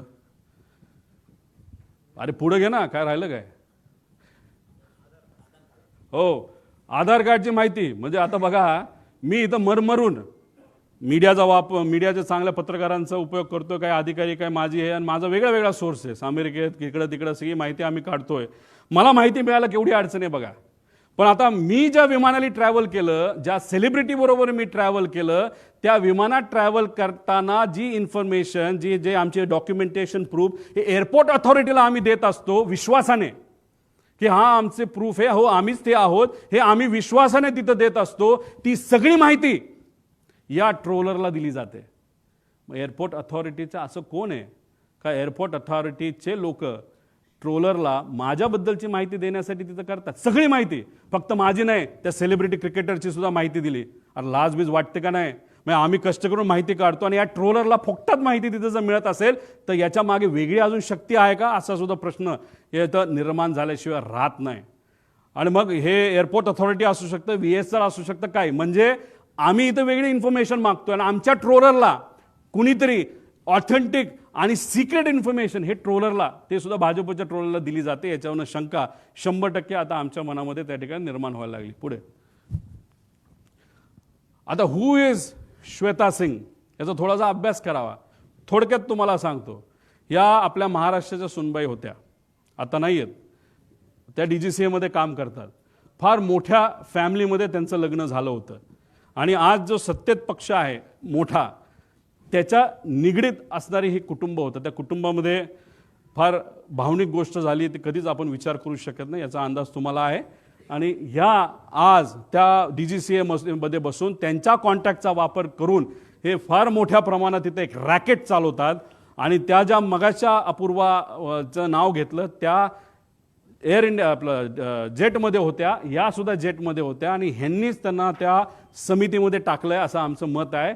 यांचा रिसर्च, तुम्ही जर रिसर्चवाले पत्रकार असाल तर त्या करा, पण आमच्या या इन्व्हेस्टिगेशनमध्ये नाही तर हे इन्व्हेस्टिगेशन चालू असताना श्वेता सिंगला तिथं ठेवू नका अशी आमची जाब मागणी आहे. कारण या वेल कनेक्टेड आहेत आणि ह्यांचा संपर्क फार वरच्या लेवलला पोहोचलेला आहे. त्यामुळे या व्यक्तीला त्या DGCA मध्ये न ठेवणं हे महत्त्वाचे. आणि चौकशी समितीबद्दल मी तुम्हाला काय गोष्टी सांगितलं आणि CBIची चौकशी केली जाते, CID आहे, पण CIDचा रिपोर्ट कुठे आहे? CID आतापर्यंत काय केलं, कुठला CCTV घेतला, हे रिपोर्ट येणं महत्त्वाचं आहे. सांगा ना तुम्ही लोकांना, पब्लिकला येऊन आतापर्यंत आम्ही हे केलं ते केलं, आणि त्या पद्धतीने माहिती लोकांपर्यंत यायला काय हरकत आहे? CBIची मागणी करत असतील तर त्याचा अर्थ दिल्लीकडे त्यांनी त्या ठिकाणी बघितलं असावं. दिल्ली आता CBI आणि बाकी एजन्सीला घेतलं तर हे होऊ शकतं. आता ह्याच्यामध्ये बाकी आहेत. आता भारताकडे सरकारी विमान आहे 2004चं, हे 10चं होतं पडलेलं, 4चं सायटेशन XLS. आता हे विमान असून बंद पडले, वापरत नाहीत. आणि याचे 2 जे पायलट आहेत ते नुसते निवांत बसून असतात. आणि अजितदादांच्या बुकिंगमध्ये जो ग्रुप मी तुम्हाला सांगितलं ॲरोचा, त्याच्यामध्ये सुद्धा हे पायलट आहेत, सरकारी पायलट आहेत पगारावर, हे सुद्धा त्या ग्रुपवर आहेत.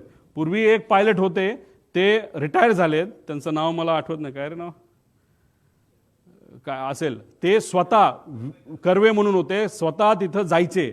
समजा CM चाललेत, DCM चाललेत, मंत्री चाललेत, कर्वे साहेब स्वतः जायचे, सगळं चेक तिथं करायचे. पण हे महाशय नुसते ग्रुपमध्ये दोघं पदं घेतलीत, मोठा पगार त्यांना चालू आहे, पण एकदा सुद्धा ते साईटवर त्या ठिकाणी जात नाही चेक करायला की विमान नीट आहे का नाही. तर हे कोण अधिकारी 2, ते शर्मा आणि अजून कोणतरी जे महाराष्ट्र सरकारमध्ये काम करतात, त्यांची माहिती काढणं त्या ठिकाणी महत्त्वाचं आहे असं आमचं मत आहे. आणि ॲरो नावाची कंपनी ज्याली त्या पवार जो होता त्याला जे सांगितलं होतं वेदर इज ऑल ओके, त्याचं तुम्ही केलं काय? ॲरो कंपनीचा धंदा चालू आहे, विमानाचा धंदा चालू आहे, VSRचा धंदा चालू आहे. मग दादांच्या बाबतीत जे काय सांत्वन, जे काय दुःख आहे, हे फक्त राजकीय भूमिका आहे का? आम्ही इथं हळहळ करतोय पण बाकी सगळ्या गोष्टी चालू आहेत. मग जे चाललंय ते सुपरफिशियल आहे का, दाखवण्यासाठी आहे का, त्यात राजकारण आहे का, असा प्रश्न आता आम्हाला निर्माण व्हायला लागला आहे. आणि आम्ही जर हे मुद्दे घेतले नसते तर इन्व्हेस्टिगेशन कुठल्या दिशेला गेलं असतं? मीडियाने हे मुद्दे घेतले नसते तर इन्व्हेस्टिगेशन भरकटलं असतं. आणि लोकांच्या मनामध्ये एक तीव्र इच्छा आहे की काय झालं हे कळलं पाहिजे. म्हणूनच तुमच्या मदतीने, मीडियाच्या मदतीने आज जे काय चाललंय ते राईट डिरेक्शनला चाललंय. आणि जे चुकतायत त्यांना कुठेतरी कान तुम्ही सर्वजण, आपण सर्वजण धरतोय असं आपल्याला म्हणावं लागेल. हां, आणि हे जे मी बोललो लग्न हे ते जे काय आहे, तर ते जे केंद्रीय मंत्री आहेत जे एव्हिएशनचे, आत्तापर्यंत तुमच्याकडनं प्रायमरी रिपोर्ट तिथं आला नाही. आणि रोहित सिंगच्या लग्नामध्ये तुमचेच जर प्रमुख नेते रोहित सिंग जो VSRचा मालक आहे त्याच्या लग्नाला 1.5-2 वर्षापूर्वी जात असतील तर मग आम्ही कशी अपेक्षा करू की तुम्ही ट्रान्सपरंटली ह्याच्यामध्ये इन्व्हेस्टिगेशन कराल.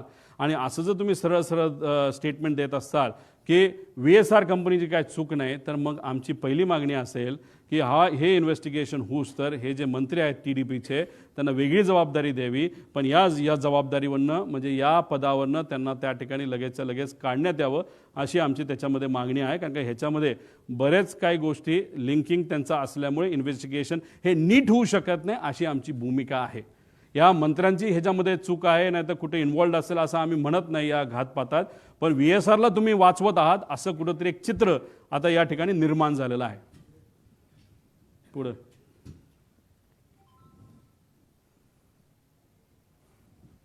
आता ह्याच्यामध्ये एक नवीन प्रायव्हेट विमानं काही एजन्सीली आणि कॅश बॉक्स जी कुठली कंपनी असेल याच्या मालकाला घेतले, त्याच्यामध्ये कोण कोण पार्टनर आहे हे सुद्धा आता येत्या काळामध्ये आपल्याला शोधावं लागेल. एक त्याच पक्षाचा कुठला तरी नेता पार्टनर आहे असं आम्हाला त्याच्यामध्ये कळतंय. आता हा घातपाताचं जे काही दृष्टिकोन आहे एक तुम्ही समजून घ्या, म्हणजे लोकांना प्रश्न पडलेला आहे ह्याच्यात खरंच राजकारण असेल तर जे काही विलिनीकरणाची चर्चा ही सुरू होती त्याच्यामध्ये दादांमध्ये आमच्यामध्ये काय चर्चा झाली हे आम्हालाच माहिती आहे.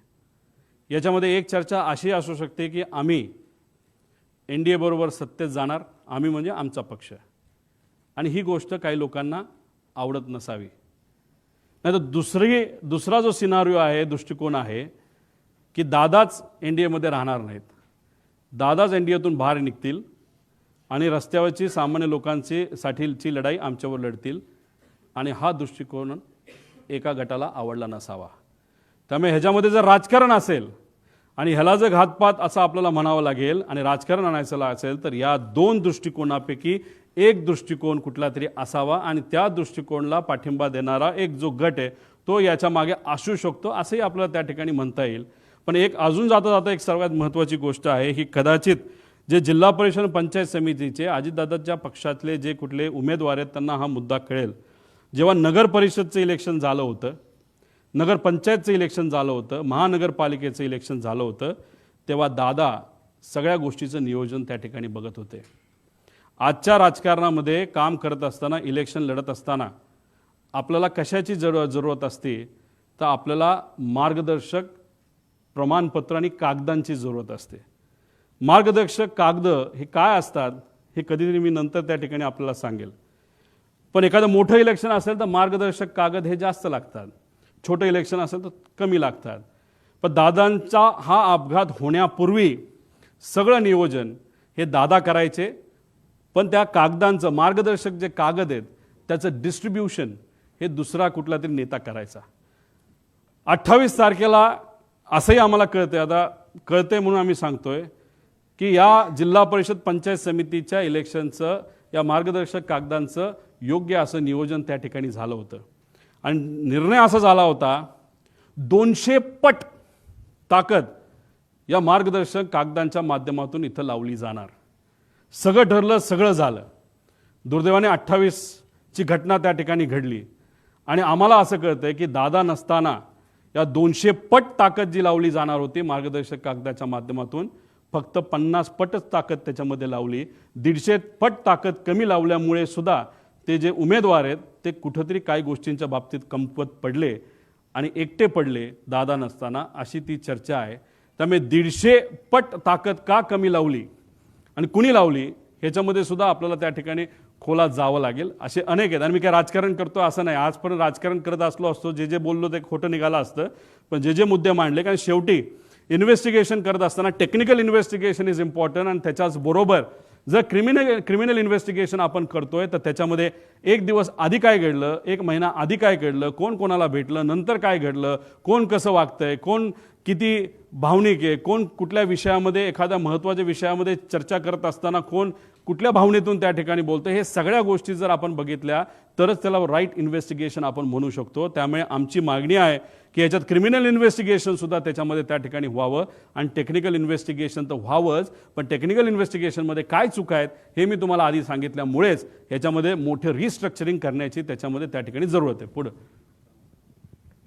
आता याच्यामध्ये काही इतर मागण्या आहेत ज्यांना मी या परिवाराला भेटलो, कपूरच्या परिवाराला मी भेटू शकलो नाही, पण शांभवी पाठक यांच्या परिवाराला मी भेटलो. त्यांची एक व्यक्तिगत मागणी आहे जी सत्तेतले लोकच पूर्ण करू शकतील. कृपा करून त्या पाठक परिवाराला, सत्तेतल्या काही लोकांना थोडा वेळ काढून त्यांना भेटणं महत्त्वाचं आहे. त्यांची मागणी समजून घेण्यासारखी आहे, आणि दिल्ली गव्हर्नमेंटच्या माध्यमातून त्यांची ती मागणी पूर्ण होऊ शकते. म्हणून मी आपल्या माध्यमातून त्या लोकांना जे सत्तेत आहेत त्यांना विनंती करतो. विदीप जाधव यांच्या मुलांचं शिक्षणाची जबाबदारी आम्ही घेतली, तो विषय तिथं संपलेला आहे, पण त्याच्याचबरोबर त्यांच्या पत्नी या ठाणे महानगरपालिकेमध्ये कॉन्ट्रॅक्टवर काम करतात. एकनाथ शिंदे साहेबांना आम्ही भेटूच, पण या प्रेस कॉन्फरन्सच्या माध्यमातून त्यांच्या नेत्यांना आणि एकनाथ शिंदे साहेबांना आणि श्रीकांतभाऊ शिंदेंना मी विनंती करतो की त्यांना परमनंट जर आपल्याला करता आलं या संवेदनशील विषयाच्या माध्यमातून, ते फार महत्त्वाचं त्या ठिकाणी ठरू शकतो. पिंकी माळी यांचा भाऊ यांना कॉन्ट्रॅक्टवर आम्हाला एका ठिकाणी नोकरी देता आली, जेवढं जमलं तेवढं, पण शेवटी तिचा याच्यामध्ये त्या ठिकाणी अपघात झालेला. ती आज त्या परिवाराबरोबर नाही. त्या परिवाराला आर्थिक दृष्टिकोनातून सबलीकरण करण्याचा फार मोठा वाटा त्या मुलीचा होता, युवतीचा होता. ती आज त्या परिवाराबरोबर नाही. त्या मुलाला परमनंट जर काय करता आलं, चांगला पगार जर तिथं देता आला, तर त्या बाबतीत सुद्धा तिथं विचार करण्यात यावा. कारण पिंकी माळींना शिकवण्यासाठी त्या टॅक्सी चालक वडिलांनी मुलगी असली तरी 50-60 लाख रुपये खर्च करून तिला शिकवण्याचा प्रयत्न केला आणि शिकवलं सुद्धा. पण दुर्दैवाने ही घटना त्या ठिकाणी घडली. त्यामुळे त्या परिवाराला सुद्धा मदत त्या ठिकाणी करण्याची जरूरत आहे. त्याच्याचबरोबर नंतर आम्ही अधिवेशनामध्ये विषय मांडूच. अजितदादांची नावं कुठल्या कुठल्या वास्तूला, कुठल्या कुठल्या गोष्टींना त्या ठिकाणी दिली जावीत, ह्या आमच्या मागण्या येत्या काळामध्ये त्या ठिकाणी असतील. पुढं आणि जस्टिस फॉर अजितदादा हॅशटॅग या पद्धतीने अख्खा महाराष्ट्र विचारतोय काय खरं घडलं 28 तारखेला, 28 तारखेच्या आधी. पण जे 28 तारखेला घात का अपघात जो घडला, त्याच्यामुळे सर्व महाराष्ट्रातले सामान्य लोक आज चिंतेत आहेत. आणि आज एवढा मोठा नेता आपल्यातून गेला तर आपलं उद्या कसं व्हायचं असा प्रश्न त्यांना तिथं पडलेला आहे. पण जस्टिस फॉर अजितदादा या पद्धतीने आम्ही सर्वजण आणि शुभचिंतक असे अनेक जण आम्ही सगळेजण मिळून या विषयासाठी, या इन्व्हेस्टिगेशनसाठी, हे इन्व्हेस्टिगेशन योग्य पद्धतीने व्हावं आणि आयुष्याच्या आमच्या स्वतःच्या शेवटच्या काळामध्ये जेव्हा आम्ही या विषयाकडे लक्ष देऊ, तेव्हा आम्हाला कुठेतरी एक समाधान असेल की अजितदादांच्या घात का अपघाताच्या बाबतीत योग्य असं इन्व्हेस्टिगेशन व्हावं. यासाठी महाराष्ट्राच्या जनतेने, पत्रकारांनी आणि माझ्यासारख्या एक सामान्य कार्यकर्त्याने सुद्धा यासाठी पुढावा घेतला.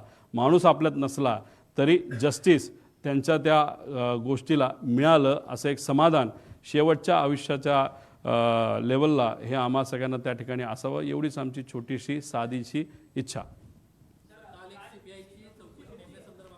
हिंदीमध्ये नंतर बोलू का?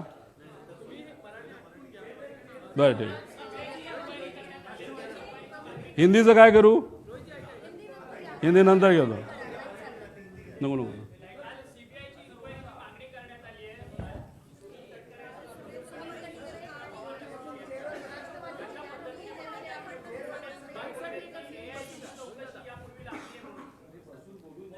हे बघा,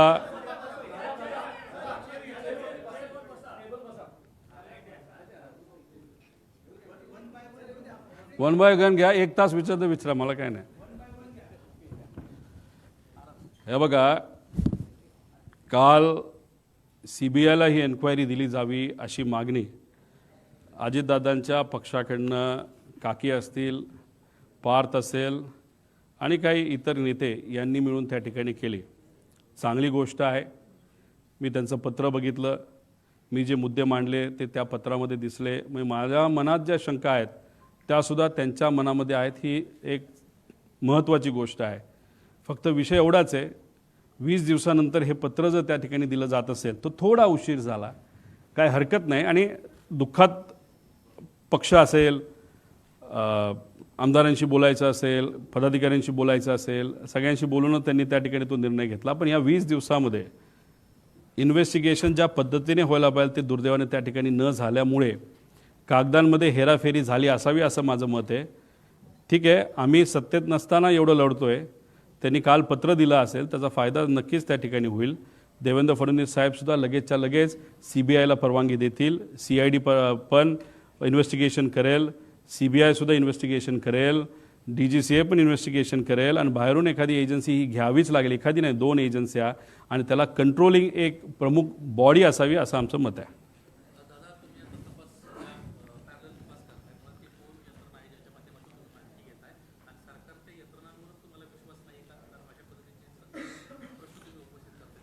काल ज्या रिपोर्टचा तुम्ही उल्लेख मगाशी केला की तो DGCAकडनं तिथं आला होता, त्याच्या मॉडेल, विमानाच्या मॉडेलमध्ये चूक झाली आहे.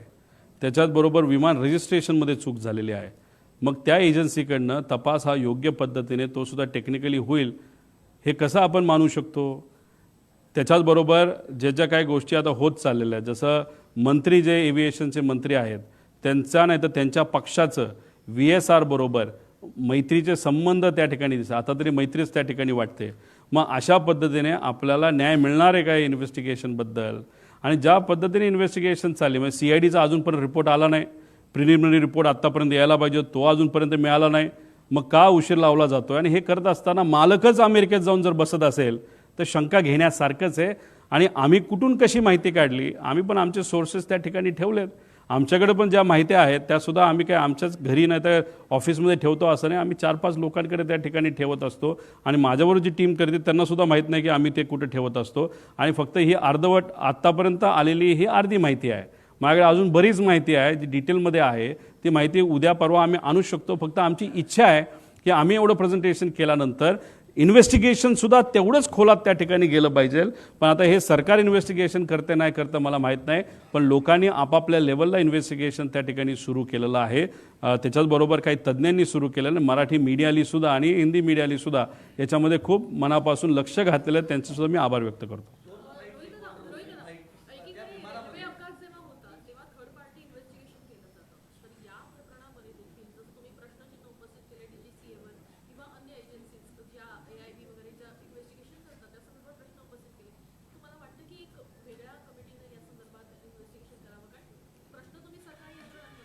शंभर टक्के CBI घ्यायची असेल तर घ्या. CID घेतलीच आहे, ती ठीक आहे. त्याच्याबरोबर DGCAची आहे, त्यांची इंटरनल इन्व्हेस्टिगेशन एजन्सी, हरकत नाही. पण भारताच्या बाहेरच्या 2 एजन्स्या तुम्ही घ्याव्यात.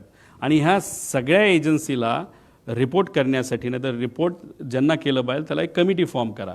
त्या कमिटीमध्ये मी जसं सांगितलं महाराष्ट्रात विरोधी पक्ष नेता नाही तर त्यांचा घेता आला असता, पण देशाचे विरोधी पक्ष नेता तुम्ही घ्या.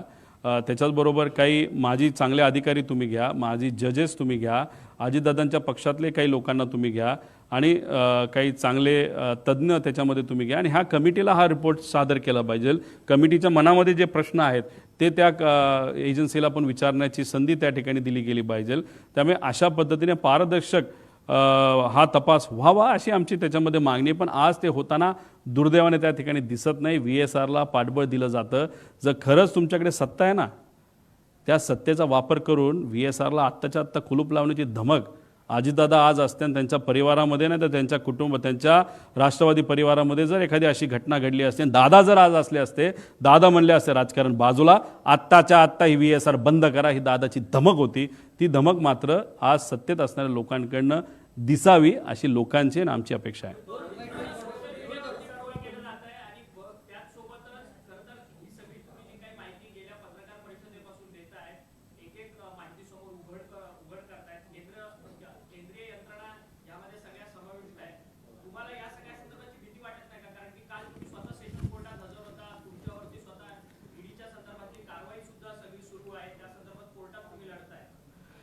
एकतर भीती मला वाटत नाही, पण माझ्या परिवाराला 100% त्या ठिकाणी भीती वाटते.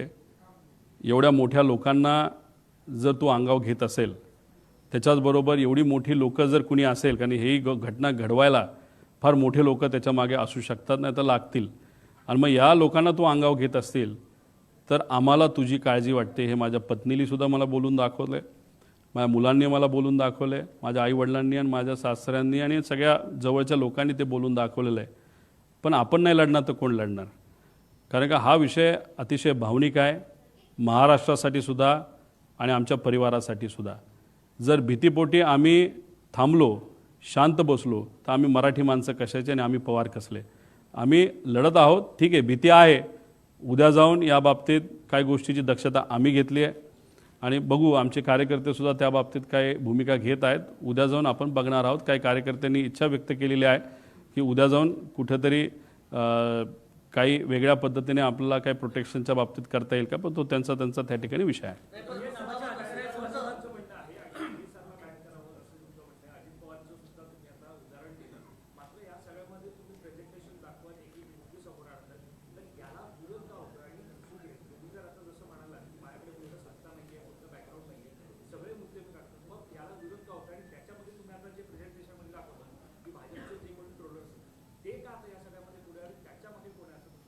नाही, कोण आहे नाही आहे माहीत नाही, पण एक आहे, का मला विरोध करतात ह्याला मला सांगता येणार नाही, पण माझा विरोध करतायत, मला ट्रोल करतायत, याच्यामुळे मात्र शंका आता वाढायला लागलेली आहे.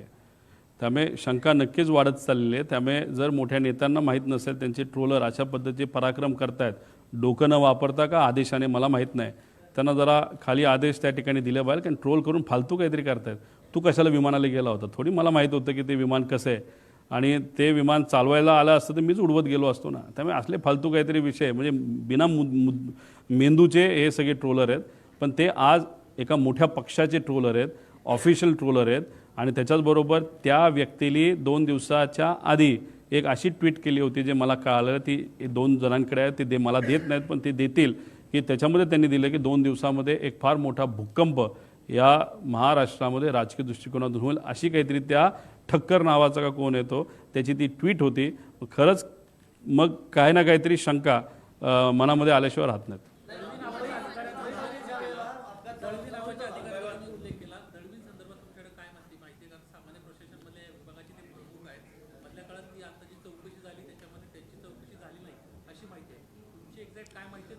हे बघा, अकाउंटेबिलिटी ऑफिसर आणि एक सेफ्टी ऑफिसर असतो. दळवी कदाचित अकाउंटेबिलिटी ऑफिसर असतील महाराष्ट्र सरकारचे.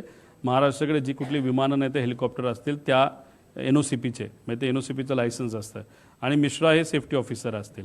विषय एवढाच आहे की पूर्वीचे जे कर्णिक नावाचे अधिकारी होते ते स्वतः VIP मुवमेंट जेव्हा व्हायचं ते विमान बघण्यासाठी, टेक्निकल काय गोष्टी आहेत ते बघण्यासाठी ते स्वतः तिथं जायचे. पण हे 2 महाशय दळवी आणि ते जे कुठले दुसरे मिश्रा म्हणून आहेत, हे ऑफिसमध्येच बसून राहतात.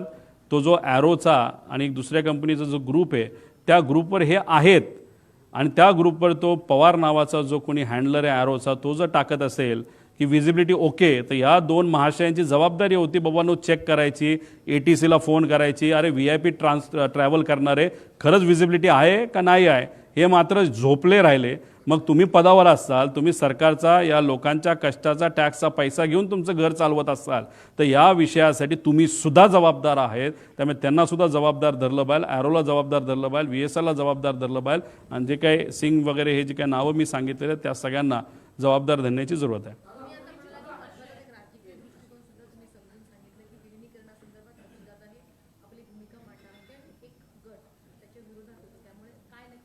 नाही, मला एवढंच सांगायचं होतं की याच्यामध्ये राजकारण आहे का नाही आहे हे मला माहीत नाही. मी फक्त म्हणतोय की पारदर्शक पद्धतीने इन्व्हेस्टिगेशन, एन्क्वायरी त्याच्यामध्ये त्या ठिकाणी व्हावी.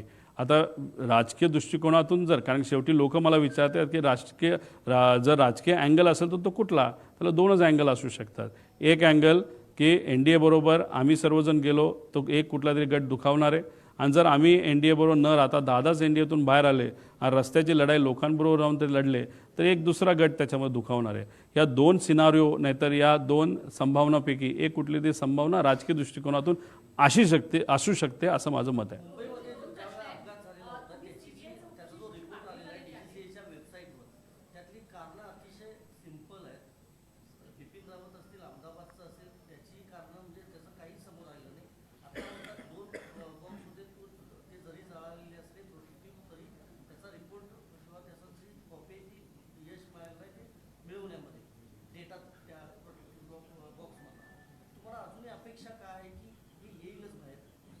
नाही आलं तर आम्ही काय सोडणार आहे का? आम्ही कुठून ना कुठेतरी माहिती त्या ठिकाणी काढू ना. आणि शेवटी काय आहे की अधिकारी काय सगळेच खराब असतात नाही ना, असं नाही ना. काही चांगले अधिकारी आहेत, चांगले पत्रकार आहेत, काही माजी अधिकारी त्या कंपनीमध्ये काम केलेले पायलट आहेत ते चांगले आहेत, ते त्या ठिकाणी स्वतः इन्व्हेस्टिगेशनला तिथं लागलेले. त्यामुळे माहिती बाहेर येणार आहे, 100% घेतला पाहिजे. का? कारण विषय एवढाच आहे, त्यांनी ह्याच्यामध्ये काय केलं असं मी म्हणणार नाही, पण VSRला पाठबळ देण्याचं नाही तर VSRला सेफ करण्याचं काम ते करतायत का असा प्रश्न मला पडतोय. कारण रोहित सिंगच्या लग्नामध्ये त्यांच्याच पक्षातला एक प्रमुख नेता हा लग्नाला त्या ठिकाणी गेला होता.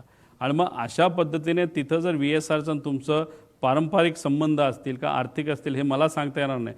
जर तसे संबंध तुमच्या पक्षप्रमुखाचे नाही तर पक्षातल्या एका मोठ्या नेत्याचे असतील तर मग तुम्ही VSRला वाचवणारच ना. तुम्ही VSRला त्या इन्व्हेस्टरच्या अँगलनी वाचवणार, मैत्रीपोटी वाचवणार, कोणाचं अजून काय असेल नाही तर हे अधिकारी जे DGC सगळे अडचणीत येतील. कारण का VK सिंग काय बोलला असेल की तू आम्हाला अडचणीत आण, मी तुझं बघतो. म्हणजे त्याचा अर्थ काय की व्ही के सिंगली ब्लॅकमेल केला असावा अधिकाऱ्यांना की तुमची सगळी मी चुका हे बाहेर काढतो, तुम्ही नोकरी राहणार नाही, माझं जे होईल ते होईल. त्यामुळे ह्याच्यामध्ये सगळेच लोक इन्व्हॉल्ड आहेत आणि हे सगळे इन्व्हॉल्ड असल्यामुळे हे इन्व्हेस्टिगेशन योग्य दिशेने जाऊ शकत नाही. त्यामुळे TDPकडे हे खातं एव्हिएशन आहे आणि त्यांचं कुठं ना कुठंतरी एक रिलेशन या व्ही के सिंग बरोबर आहे. म्हणून असं आम्हाला वाटतं की त्यांनी तिथं राजीनामा नैतिक लेवलला घ्यावा, दुसरं कुठलंही पद घ्यावं, पण या पदावरनं तरी ते निघावेत, या पदावर ते नसावेत आणि TDPचं कुणीच या पदावर नसावं असं आमच्या सगळ्यांची मागणी आहे.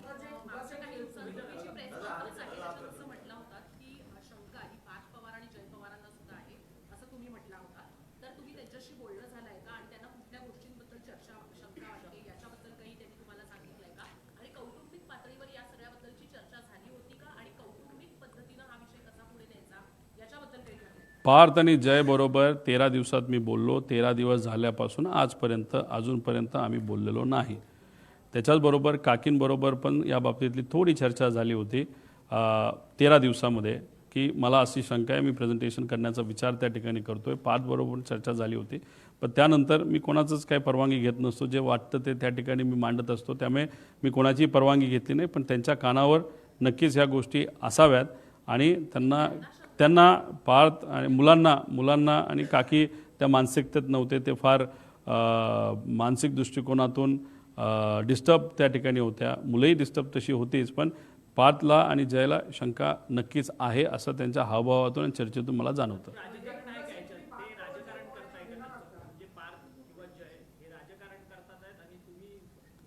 एक तुम्ही समजून घ्या की काकींच्या बाबतीत बोलायचं झालं तर त्या राजकारणी नाही आहेत. आता त्या राजकारणामध्ये ॲक्टिव्ह लेवलला आलेल्या त्या समाजकारणी आहेत. आणि पार्थ आणि जय ठीक आहे, पार्थ एकदा इलेक्शनला उभा राहिला असेल, पण ते झाल्यानंतर तो तसा ॲक्टिव्ह राजकारणामध्ये नाही आहे. त्यामुळे राजकारण काय असतं हे त्यांना समजायला वेळ त्या ठिकाणी जाणार आहे. त्यामुळे मग जेव्हा अशी परिस्थिती असते तेव्हा आपण साहजिकच आहेत आपल्या पक्षामध्ये जे अनुभवी नेते आहेत, ज्यांनी दादांबरोबर त्या ठिकाणी काम केलं आहे राजकीय निर्णयासाठी, जसं शपथविधी घेण्यासाठी, मग अजून काय करायचं ह्याच्यासाठी आपण त्या पक्षातले राजकीय नेत्यांवर अवलंबून असतो. त्यामुळे हे तिघं आज राजकीय त्यांच्या पक्षातले जे प्रमुख मोठे नेते आहेत त्यांच्यावर राजकीय भूमिकेसाठी अवलंबून आहेत. त्यामुळे ते परिवार म्हणून राजकारण करतात असं मला वाटत नाही. पण ज्या काही घटना घडल्यात त्यांचे जे मार्गदर्शक आहेत त्यांना थोडंसं राजकारणाचं जरा जास्त पडलं का काय अशी शंका लोकांना नक्कीच निर्माण त्या ठिकाणी होते.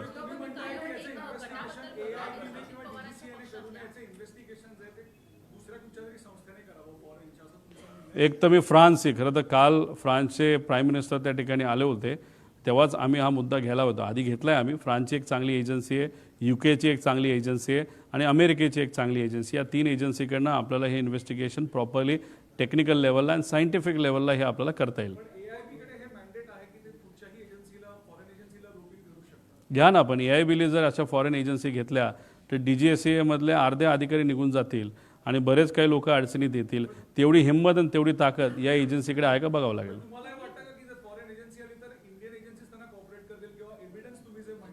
नाही, कॉपरेट नाही केलं तर त्या एजन्सी हे तरी सांगतील हे कॉपरेट करत नाहीत, बस तेवढं काफी आहे. आमचं हेच म्हणणं आहे कॉपरेट होणार नाही आणि त्या एजन्सी आल्यानंतर हेच सिद्ध होईल की हे कॉपरेट करत नाहीत आणि करणार नाहीत.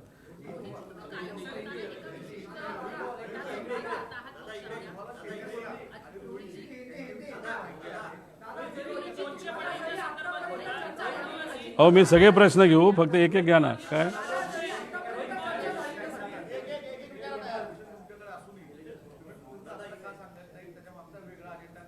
नाही, मी पूर्णपणे ही इन्फॉर्मेशन का देत नाही, कुठले नेते आले होते यांची नावं आहेत, काही लोकांचे फोटो आहेत, कारण मला याच्यात राजकारण आणायचं नाही.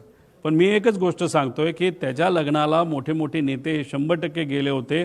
जर रोहित सिंग जो VSRचा मालक आहे आणि जो अतिशय चुकीच्या पद्धतीने विमान चालवायचा, बऱ्याच त्याच्यावर इलिगॅलिटीज आहे, अशा व्यक्तीच्या लग्नात जर तुम्ही जात असाल तर कुठं ना कुठेतरी तुमचे व्यक्तिगत, पारंपरिक नाही तर व्यावहारिक काय ना काहीतरी रिलेशन त्याच्यामध्ये असावं.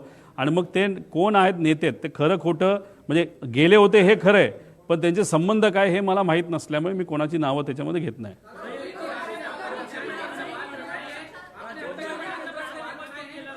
मराठी करतो ना, 5 प्रश्न मराठीत.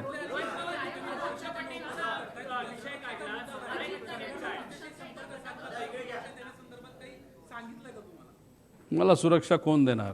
मला जास्तीत जास्त सुरक्षा माझे कार्यकर्ते देतील. माझी पर्सनल जी कुठली सिक्युरिटी असेल ती सुरक्षा त्या ठिकाणी देऊ शकते.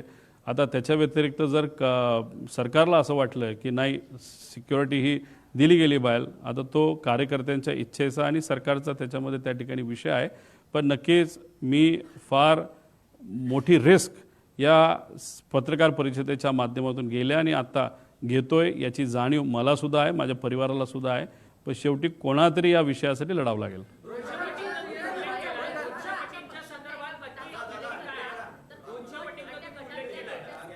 200 पटीबद्दल आणि 50 पटीबद्दल, दादा असताना आणि दादा नसताना, दादा असताना नगर परिषद, नगरपंचायत आणि महानगरपालिकेचे इलेक्शन झाले. त्या उमेदवारांना मी काय म्हणतो हे कळलंय. आज दादा नसताना 50 पटीचं हे जिल्हा परिषद पंचायत समितीच्या उमेदवाराला कळलेलं आहे. त्यामुळे त्यांच्यात काय चर्चा ही फक्त मी बोलून दाखवली. आणि हा विषय मला जो सांगण्यात आला इथून 150 किलोमीटरवर एक कुठला तरी मतदारसंघ असावा, चांगला मतदारसंघ आहे, अशा एका जबाबदार आमदाराकडूनच हा विषय त्या ठिकाणी माझ्यापर्यंत आलेला आहे. मार्गदर्शक कागदाचा गैरव्यवहार होऊ शकतो. आता ते कागद काय आहेत हे आपल्याला पण शोधावं लागेल.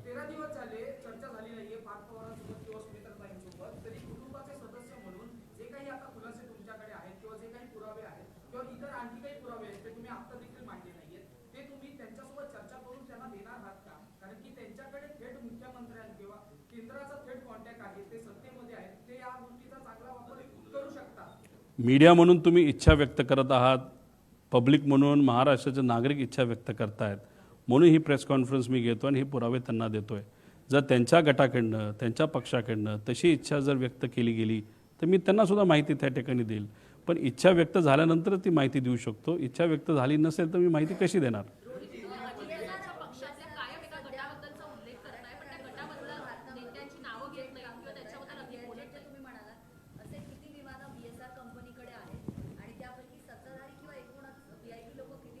VSR व्हेंचर्स आणि VSR कॉर्पोरेशन नावाच्या 2 कंपन्या त्याच्यात 27 विमानं आहेत.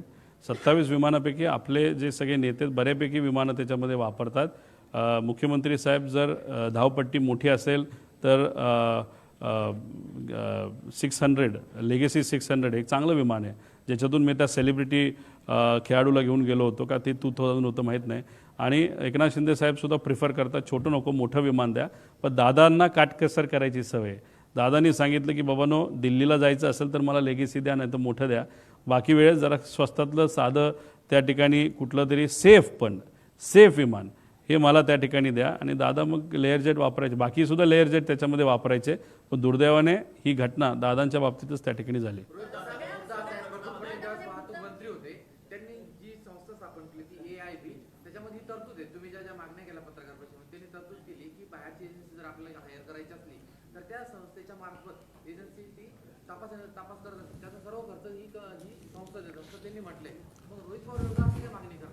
मग CBIला काल जे काय पत्र त्या ठिकाणी CBIचं तपास यंत्रणा CBIला घेण्यात यावं हे जे पत्र त्याच्यामध्ये दिलं, तर तुम्हाला एवढ्या सगळ्या गोष्टींची माहिती असेल तर त्या पत्रामध्ये हे कदाचित त्यांनी ते लिहिलं असेल. आणि लिहिलं नसेल तर का नाही लिहिलं असा प्रश्न त्यांना आपल्याला करता येईल.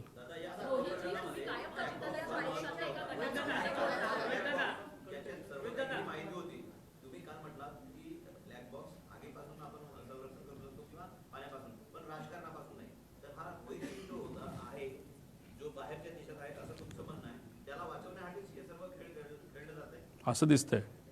रोहित सिंग, VK सिंग, VSR ही कंपनी आणि VSR या कंपनीमध्ये 250 कोटीची इन्व्हेस्टमेंट ज्या लोकांनी केली त्या सगळ्या लोकांना वाचवण्याचा प्रयत्न सरकारकडे केला जातोय. म्हणून हे इन्व्हेस्टिगेशन हे योग्य डिरेक्शनली चाललेलं नाही, योग्य दिशेने चाललेलं नाही. याच्यामध्ये बऱ्यापैकी कागदाचा मॅन्युप्युलेशन, नाहीतर कागद हे बदलले जातील, आता डॉक्युमेंटेशन बदललं जाईल असं आम्हाला भीती वाटते.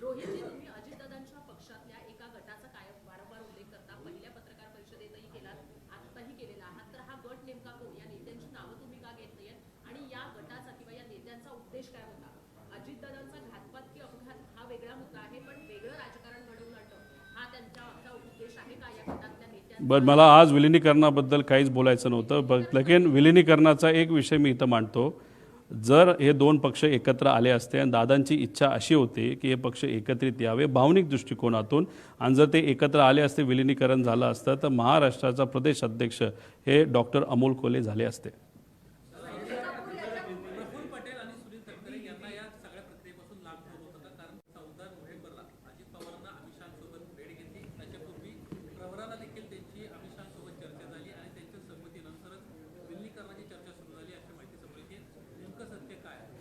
नाही, खूप काय आता विलिनीकरणावर या ठिकाणी मी बोलणार नाही, कारण काय होतं की विलिनीकरण हा मुद्दा घेतला तर चर्चा दुसरीकडे त्या ठिकाणी जाते.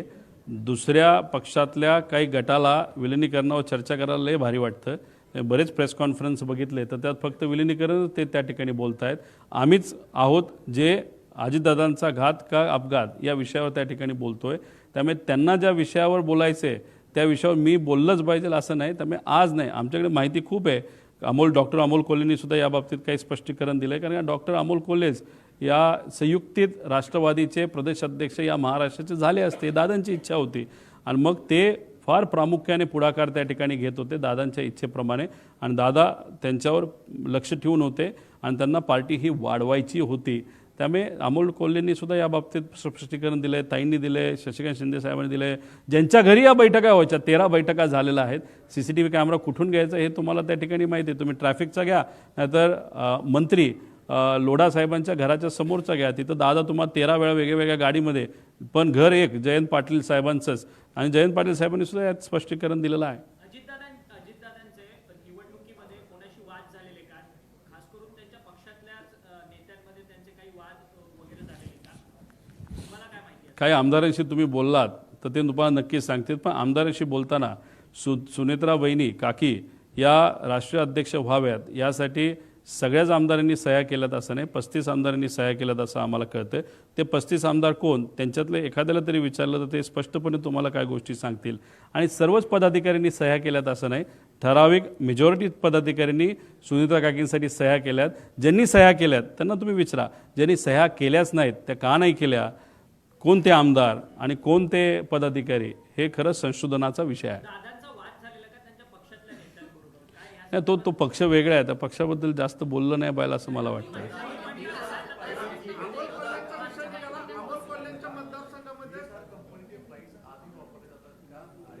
आधी वापरले जात होते आणि दुर्दैवाने आत्तासुद्धा वापरले जात आहेत. म्हणून मला CM साहेबांना सांगायचं आहे, DCM साहेबांना सांगायचं आहे, सर्व मंत्र्यांना विनंती करायची, सर्व सेलिब्रिटीला विनंती करायची आहे.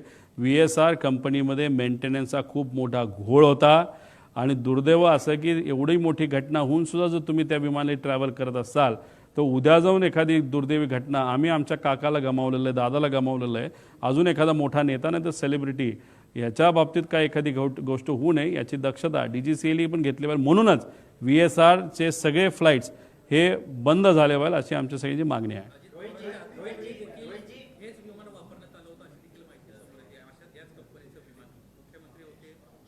म्हणून बघा, आम्हाला राजकारण करायचं झालं असतं तर आम्ही विषयावर बोललो नसतो, पण आमचं मत आहे की सर्वच नेते, विरोधातले सुद्धा आणि सत्तेतले नाही तर विरोधातले, या सगळ्यांनी एक लक्षात घेतलं पाहिजे की VSR या कंपनीचे विमानं अतिशय फालतू आहेत, खराब पद्धतीने मेंटेन केलेले आहेत. फक्त त्यात काय असतं की VSR स्वतःचेच सगळे विमान ठेवतो असं नाही.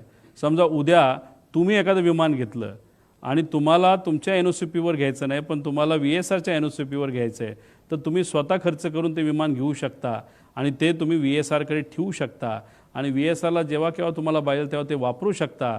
अशा प्रकारची पण त्यांची हाय क्वालिटीची विमानं आहेत जी VSRच्या नावाली आहेत.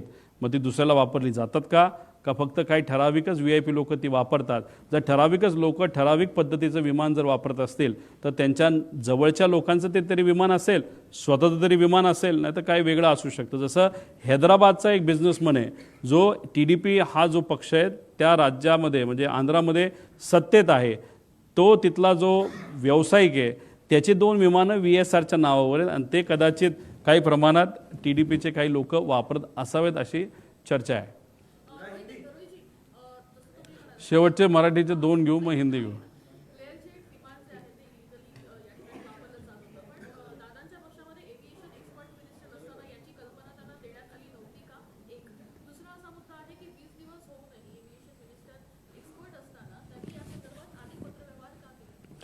प्रायोरिटी वेगळ्या असतात.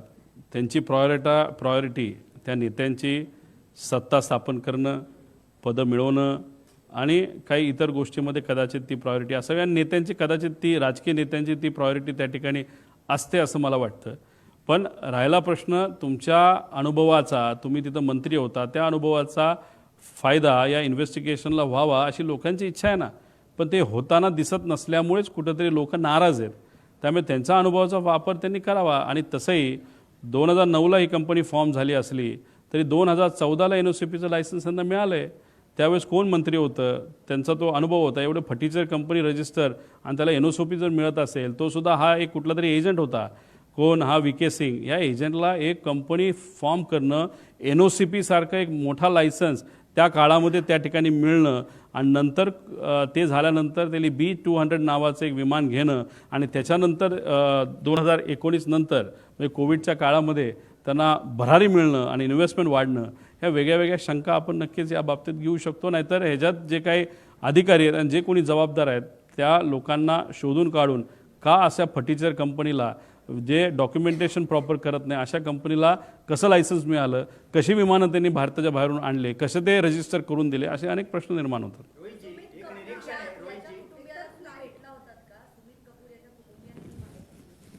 कपूर पायलट या परिवाराला मी भेटलेलो नाही. सुरुवातीपासून त्यांच्यावर थोडीशी शंका होती. एक पुतण्या म्हणून काही प्रमाणात मी नाराज होतोच आणि अशा अनुषंगाने त्या परिवाराला खरं तर भेटायला पाहिजे होतं. सोशल मीडियावर मी त्यांच्या मुलीचं सांत्वन त्या ठिकाणी केलं, पण माझं धाडस नाही झालं त्या अशा ज्याच्यावर मी डाऊट घेतो त्या व्यक्तीला भेटणं. म्हणून त्याला सोडून सगळ्यांना तिथं मी भेटलेलो आहे. महाराष्ट्रातल्या पब्लिक ट्रान्सपोर्टमध्ये फिरताना मुंबईची लोकल असो, ST असो, मेट्रो असो, सगळेजण अजितदादांच्या वरती ज्या बातम्या आहेत ते बघतायत, अजितदादांवरती जे रील आहेत ते बघतायत, धाय मोकलून रडणारे आहेत, मुसमुसून रडणारे प्रश्न काय? खूप डिस्टर्ब आहे. त्या कार्यकर्त्याला पक्षाच्या दोन्हीकडच्या आणि अजितदादा प्रेमींचे ज्या कार्यकर्त्याचे अजून सदम्यातून सावरलेला नाही, त्याला तुम्ही काय सांगा? शेवट सांगतो. तुम्ही काय म्हणता?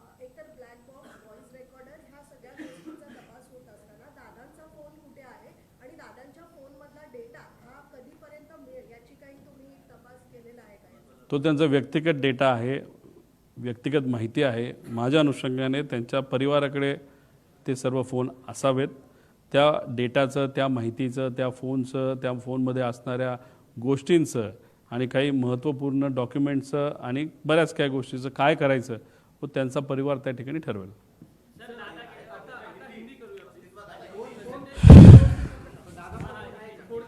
मग माहिती रिकवर होण्याच्या परिस्थितीमध्ये तो फोन आहे. 4 फोन आहेत, ते आहेत असं वाटतं.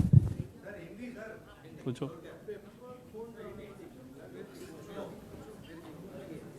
हा म्हणजे हा चांगला प्रश्न आहे. फोन टिकला पण ब्लॅक बॉक्स हा खराब झाला असं जे इन्व्हेस्टिगेशन एजन्सीवाले म्हणतात आणि पेपरसुद्धा बरेच दिसतात त्या ठिकाणी. म्हणजे हे खरं तर कालचं स्टेटमेंट त्या एजन्सीचं थोडं डाऊटफुल आहे आणि हास्यास्पद आहे. हिंदी.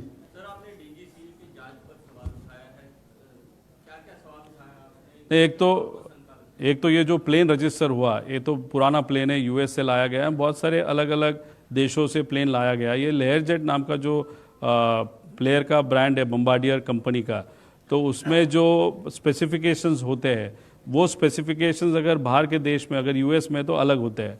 और इंडिया के जो DGCA होता है या जो भी अथॉरिटी है कंट्रोलिंग एजेंसी, उसके जो नॉर्म्स है वो अलग होते हैं.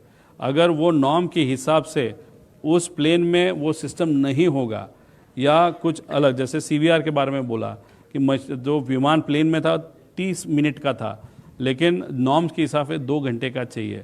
अगर 30 मिनट का होते हुए भी अगर वो प्लेन रजिस्टर होता है तो ये सब जो प्लेन है इलीगली DGCA के अधिकारी को हाथ में लेते हुए ये रजिस्ट्रेशन हुआ है, ऐसे हम सबका कहना है. तो ये DGCA के कुछ अधिकारी इसमें वहाँ पे इन्वॉल्व है. श्वेता सिंह नाम की एक कोई लेडी है, वो पॉलिटिकली बहुत कनेक्टेड है.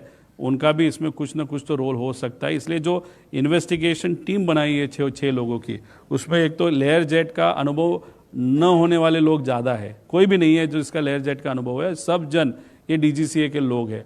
अभी हम ऑब्जेक्शन DGCA पे ले रहे हैं क्योंकि जो मॉडल नंबर है जो अभी इन्वेस्टिगेशन उनका जो भी इंफॉर्मेशन बाहर आ रहा है उसमें मॉडल नंबर ही उन्होंने गलत किया है। तो इस तरीके का अगर मॉडल नंबर पे ही अगर आप टेक्निकली गलत करते हो तो इन्वेस्टिगेशन कैसे आप अच्छे तरीके से कर सकते हो, ऐसे हम सबका कहना है। इसलिए बहुत सारे फ्लॉज है। और ये दूसरी बात, VSR नाम की ये जो कंपनी है उसके जो ओनर्स है VK सिंह और रोहित सिंह, इनको बहुत बड़े नेताओं का और बिजनेसमैन का सपोर्ट है। उनको सेफ रखने की कोशिश वहाँ पे की जा रही है VSR को। अगर ये इतना बड़ा एक्सीडेंट, बड़ा नेता वहाँ पे जाने के बाद, गुजर जाने के बाद भी अगर ये फ्लाइंग कर रहा है VSR, तो डेफिनेटली वहाँ पे किसी का तो सपोर्ट है। अभी रोहित सिंह की जब शादी हुई थी, जो हमको पता चला है 1.5 साल पहले या 2 साल पहले जयपुर में मैरियट ये जो होटल है उसमें उस वक्त सत्ता में बीजेपी के भी बहुत बड़े नेता वहाँ पे आए थे। कौन है, कैसे, नेताओं को मालूम है, उनके मन में होगा कि हम गए थे। और दूसरी बात, TDP ये जो पक्ष है उनके भी बहुत बड़े नेता वहाँ पे गए थे। अभी आज जो मिनिस्टर है एविएशन वो TDP पक्ष के हैं।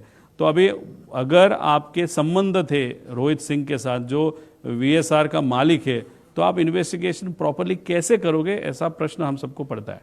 अजीत पवार पार्टी के वरिष्ठ नेता हैं, आपने उन पर भी पहले दिन से सवाल उठाए, क्या उन पर किसी को आपको शक है उन पर किसी पे कि जो इस घटना के पीछे हो सकती है? देखो, ये घटना की गई है ऐसा तो डेफिनेटली शक है, कॉन्स्पिरेसी 100% है, ऐसे हम सबको वहाँ पे लगता है। अभी इसके पीछे राजनीति है कि नहीं वो देखने की जरूरत है। अगर राजनीति है ऐसे अगर हमको सोचना है तो 2 टाइप का विषय आ सकता है। एक 2 टाइप के गुट है। एक गुट ऐसा है कि जो नहीं चाहता था कि हमारा जो दूसरा पक्ष है वो उस पक्ष के साथ, NDA के साथ सत्ता में आए, वो एक थ्योरी है।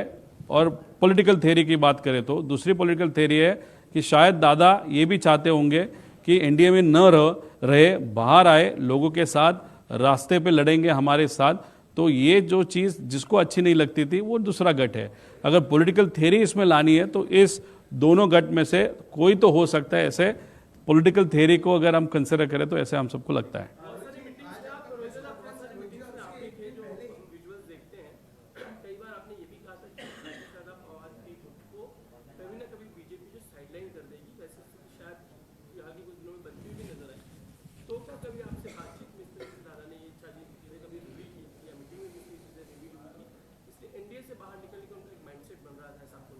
नहीं, मैं NDA के साथ रहना है कि बाहर निकलना है, ये तो दादा में और हमारे में हुई चर्चा है। दादा आज नहीं रहे, इसलिए उस चर्चा पे अभी बात करना उचित नहीं होगा, ऐसे हम सबको लगता है। लेकिन ये बहुत बड़ा रिस्ट्रक्चरिंग पार्टी में, उनके पार्टी में उनको करना था। जैसे उनके जो प्रदेश अध्यक्ष है वो कोई यंग बंदा चाहिए, ऐसे उनका कहना था। डॉक्टर अमोल कोल्ले का नाम उन्होंने वहाँ पे प्रपोज किया है। इसलिए अमोल कोल्ले, अगर आप देखो तो बहुत सारे मीटिंग्स में डॉक्टर अमोल कोल्ले वहाँ पे थे, तो उस एंगल से हमारी चर्चा वहाँ पे होती थी। लेकिन दादा आज नहीं रहे, उनके साथ हमारा कंफर्ट लेवल था, उनकी इच्छा, भावनिक इच्छा थी, पॉलिटिकल सेकेंडरी था। लेकिन वो इमोशनली ये 2 पक्ष, 2 फैमिली साथ में आनी चाहिए, ऐसे उनको लगता था। उसका हम रिस्पेक्ट करते हैं और वो रिस्पेक्ट करते हुए ही हम वहाँ पे दादा के साथ बात कर रहे थे। आज दादा ही नहीं है तो ये विलीनीकरण और 2 पार्टी एक साथ में कैसे, क्यों, क्या, वो उस विषय का उत्तर देना उचित नहीं होगा, ऐसे मुझे लगता है। रोहित जी, आज आपका प्रेस कॉन्फ्रेंस था, उसके एक दिन पहले ही ब्लैक बॉक्स की जो खबर थी वो सामने आई है। आपने प्रेजेंटेशन में भी बताया कि 1100 डिग्री सेल्सियस या 6000 मीटर वायु के था, लेकिन इसके बावजूद जो ये कहा जा रहा है कि एक तो वो जलने की बात, उस पर आप अगर हिंदी में कह सकें। और दूसरा, आपने ये भी कहा कि क्लेम 35 करोड़ की थी, इंश्योरेंस 55 करोड़ का था, लाइबिलिटी इंश्योरेंस 210 करोड़ का। इससे आप क्या कहना चाह रहे थे, इशारा क्या था, अगर वो भी आप हिंदी में? देखो, लाइबिलिटी अगर आप देखो तो लाइबिलिटी ऐसे होती है कि प्लेन में जो ट्रैवल कर रहे थे उनको उसका बेनिफिट होगा।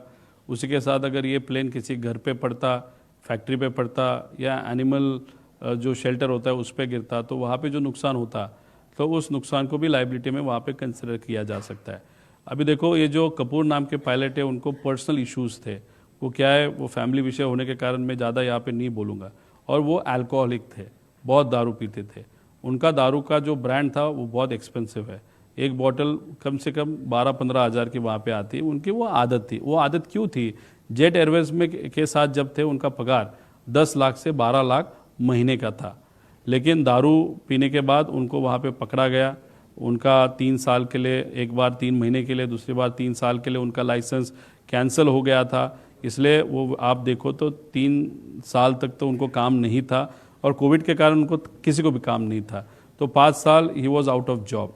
उनके पास दूसरा कोई ऑप्शन नहीं था, ये VSR कंपनी को ज्वाइन करना था। उनकी सैलरी शायद 3-3.5 लाख, और एक बार अगर प्लेन आप फ्लाई करोगे तो 20-25 हज़ार उनको मिलता था। तो कोई भी बड़े जो एक पायलट होता है उसके लिए ये डिमोशन होता है।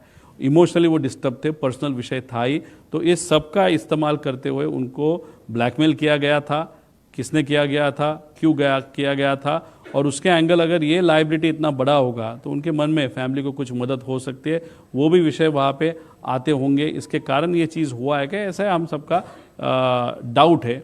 और दूसरा प्रश्न क्या था, ब्लैक बॉक्स के बारे में देखो 1100 इज़ अ एवरेज, लेकिन अगर आउटर पार्ट देखो वो 1600 डिग्री सेल्सियस का अगर टेम्परेचर हो, और 1100 ओवरऑल एवरेज की बात करें वो भी 1 घंटा कंटिन्यूअस आग में डाल दिया 1100, तो प्रॉब्लम आ सकता है। इसलिए बाहर का जो आउटर लेयर है टाइटेनियम का है, 1600 डिग्री सेल्सियस तक टेम्परेचर वो ले सकता है। उसके अंदर एक है, उसके अंदर मुझे प्लेन जिस मटेरियल का बना होता है वो मटेरियल सबसे अंदर होता है, उसके अंदर वो टेक्निकल जो डेटा होता है वो होता है। इसके कारण ये जो बता रहे हैं वो बहुत गलत चीज़ है। और आपको मैंने बताई कि जो रजिस्टर किया जाता है प्लेन, जो US से आया था उसमें 30 मिनट का रिकॉर्डिंग वहाँ पे था, और जो DGCA नॉर्म्स है वो 2 घंटा बोलते हैं, तो वहाँ पे भी इनकी गलती है। तो VSR को बचाने के लिए ये सब कुछ किया जा रहा है कि इन्वेस्टिगेशन अलग लेवल तक नहीं जानी चाहिए, एक्चुअल पॉइंट तक नहीं जानी चाहिए। इसलिए कहाँ पे तो डीरेल ये इन्वेस्टिगेशन को करने की कोशिश कर रहे हैं कि ऐसे हमसे, और ये बात हमने बोली थी कि ब्लैक बॉक्स का कारण लाएंगे, और जो हमने बोला उसमें से 6-7 चीज़ें वहाँ पे हुई है, इसलिए डाउट और ज़्यादा बढ़ते जा रहा है। आप 85 घंटे की बात बता रहे हैं, 85 घंटे बचे थे, वो पूरी थियरी क्या है, और कोई VIP जाता है तो कितने घंटे शेष होने चाहिए? देखो, हेलीकॉप्टर जब उड़ाया जाता है तब करीबन 2000 से 2500 आवर्स, डिपेंडिंग एयरबस का है कि बेल का है। अगर आप प्लेन की बात करें तो 5000 आवर्स का इंजन का लाइफ होता है। मतलब वो 5000 तक गया तो इंजन कितना भी अच्छा हो तो निकालना होता है, वो बदलना होता है, दैट इज़ अ नॉर्म। तो ये जो 5000 उसका लाइफ था। दादा का एक्सीडेंट जब हुआ, आज अगर उसका लाइफ देखो तो 4915 है, मतलब 85 आवर्स सिर्फ बाकी है। अगर VIP, अगर हम ट्रैवल करते हम भी देखते हैं 500 घंटा बाकी है क्या, 600 घंटा बाकी, हम देखते हैं। तो यहाँ पे तो VIP ट्रैवल कर रहा है, तो एरो कंपनी ने ये चेक नहीं किया था क्या, VSR ने ये चेक नहीं किया था, जो शर्मा और दूसरा जो दड़वी करके अधिकारी है उसने नहीं किया था, डायरेक्टर जो महाराष्ट्र के एविएशन के उन्होंने वो नहीं चेक किया था, क्योंकि ये सब वहाँ पे चैट पे कोई भी वहाँ पे चेक नहीं किया। और दादा को जो प्लेन दिया पेपर पे वो 85 आवर्स सिर्फ बाकी थे, लेकिन अगर हनीवेल के साथ अगर बात करो और उन्होंने जेन्युइन इन्फॉर्मेशन दिया तो ये प्लेन एक इंजन 8-8 हज़ार घंटे तक वहाँ पे गया था। मतलब उसका लाइफ 5000 है, उसका 5000 लाइफ क्रॉस करके 8000 तक वो गया होगा। मतलब उस इंजन में अभी कुछ भी बाकी नहीं होगा, ऐसी आज की परिस्थिति है। और उसमें VIP, वो भी दादा के लेवल का VIP ट्रैवल करता है, तो ये बहुत डेंजरस चीज़ है। इसीलिए हम बोल रहे हैं कि VSR को बंद किया जाए, सब प्लेन्स नीचे आप उतारो। पायलट जो आज उड़ा रहे उनके सेफ्टी का भी विषय है उस सब एंगल से, और VIP का तो है ही उसके कारण। लेकिन ये सरकार क्यों एक्शन नहीं ले रही, उसका मैंने पार्श्वभूमि बताया था कि VK सिंह और रोहित सिंह बहुत कनेक्टेड लोग हैं, और जो श्वेता सिंह है जो अधिकारी DGCA में वो भी बहुत कनेक्टेड है, और TDPA के बहुत बड़े नेता रोहित सिंह के शादी के लिए वहाँ पे गए थे, BJP के बहुत सारे नेता वहाँ पे राजस्थान में शादी के लिए गए थे।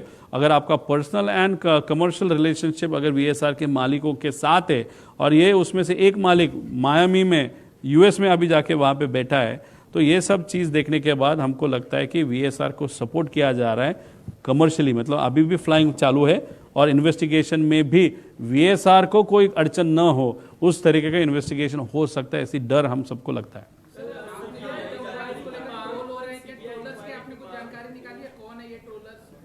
अरे ये ठक्कर नाम का है, क्या नाम उसका, सुमित ठक्कर नाम का एक ट्रोलर है, वो ऑफिशियली BJP का ट्रोलर है।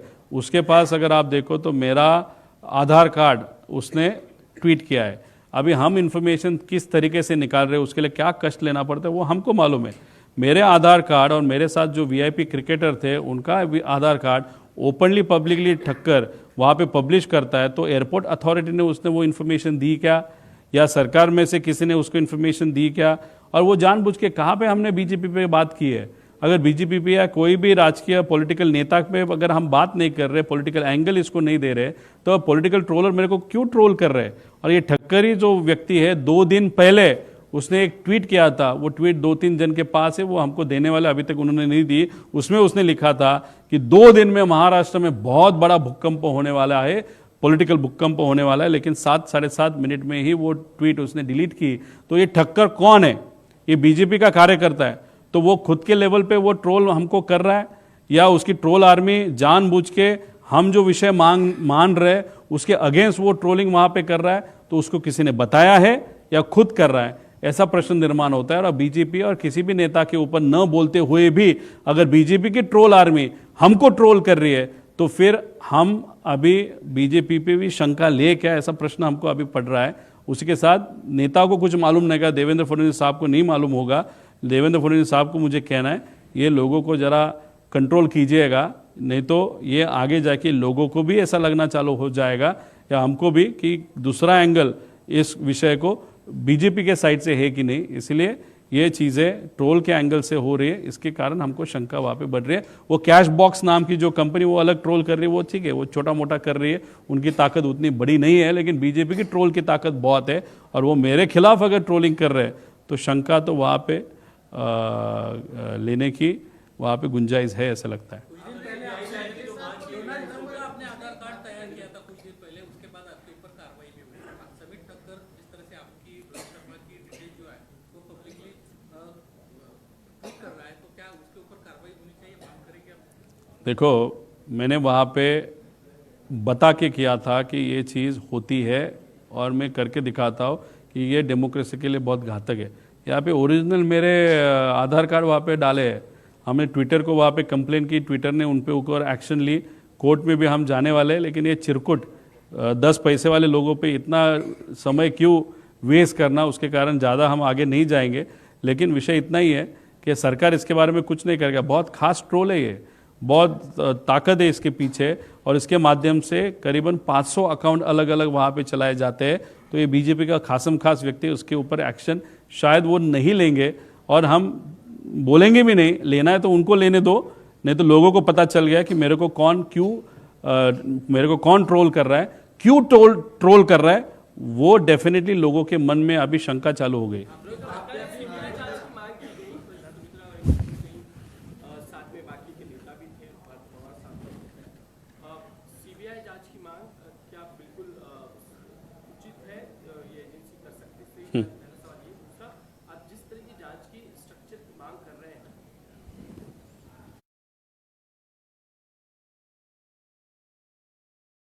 मत देखो, उसने अभी ट्वीट किया है, उसको मुझे बताता हूँ, तू ठक्कर है क्या, कौन है, कहाँ से, वो नहीं मालूम।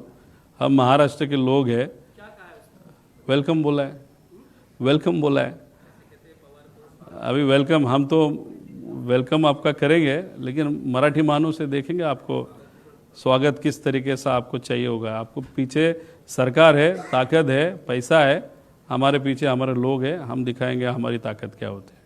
ये सवाल सीबीआई जांच की मांग से जुड़ा हुआ है, और आप जिस तरह की स्ट्रक्चर की मांग कर रहे हैं कि फॉरेन कंपनीज होनी चाहिए, वो ज़्यादा अच्छे से बेटर इन्वेस्टिगेट कर सकते हैं।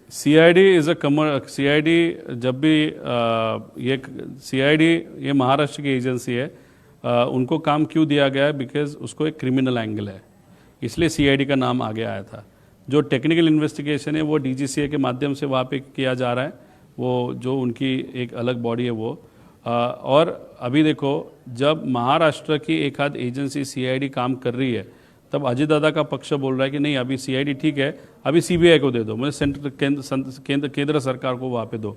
अभी सीबीआई भी वहाँ पे करेगी, सीआईडी वहाँ पे करेगी, अलग अलग एजेंसी किया जाएगा। हमारी मांग है फ्रांस, यूके, यूएस, वहाँ के जो एजेंसी हमने लास्ट प्रेजेंटेशन में नाम लिए थे उनको भी ले लो, लेकिन इसको एक गवर्निंग बॉडी रखो। अभी हम चाहते थे महाराष्ट्र के विरोधी पक्ष नेता, लीडर ऑफ अपोजिशन, उसका प्रमुख रहे, अभी ठीक है वो नहीं रहे, तो कोई है ही नहीं हमारे यहाँ पे लीडर ऑफ अपोजिशन महाराष्ट्र में, तो फिर केंद्र सरकार का जो पार्लियामेंट है वहाँ की राहुल गांधी जी उनको ले लो, कुछ एमपी को ले लो, कुछ एमएलए को ले लो, अजीत दादा के पक्ष के लोगों को वहाँ पे ले लो, कुछ एक्स जजेस को ले लो, एक्स अधिकारी को ले लो, एक बॉडी वहाँ पे करो ताकि ट्रांसपेरेंट वहाँ पे एक सर्वेलेंस या जो भी सर्वेलेंस नहीं लेकिन एक कंट्रोल वहाँ पे रहेगा। उसके नीचे सीबीआई, फिर मंत्री को भी, अगर मुख्यमंत्री साहब को भी आना है वो भी आ सकते हैं, केंद्र सरकार के लोगों के आना आ सकते हैं, और उसके नीचे फिर सीबीआई, सीआईडी, अलग अलग जो भी एजेंसी वो उनके नीचे रहेंगे। तो एक कंट्रोलिंग बॉडी होना बहुत इंपॉर्टेंट है, क्योंकि जिस तरीके से आज तक इंक्वायरी हुआ, इन्वेस्टिगेशन हुआ, वो अच्छी तरीके से नहीं हुआ ऐसे हम सबको दिखता है।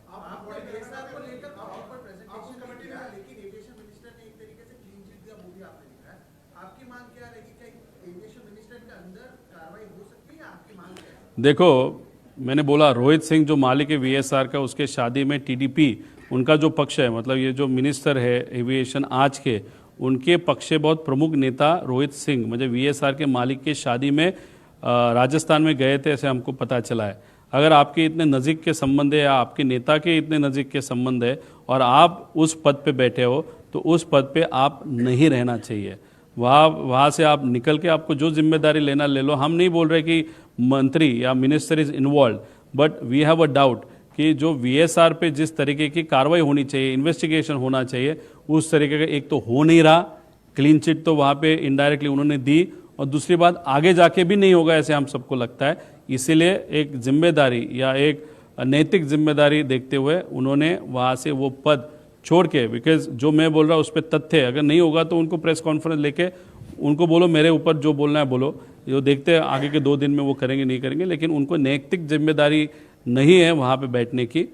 अलग जिम्मेदारी ले लो, किसी और को दे दो इन्वेस्टिगेशन होने तक। सर, आप पहले दिन से मुद्दा उठा रहे हैं कि आपको भी अपनी सुरक्षा को लेकर ये डर है, या परिवार में कैसा माहौल है आपकी सुरक्षा को लेकर? आपके प्रतिशत देने के बाद 2 चीजें नहीं देखने को मिली।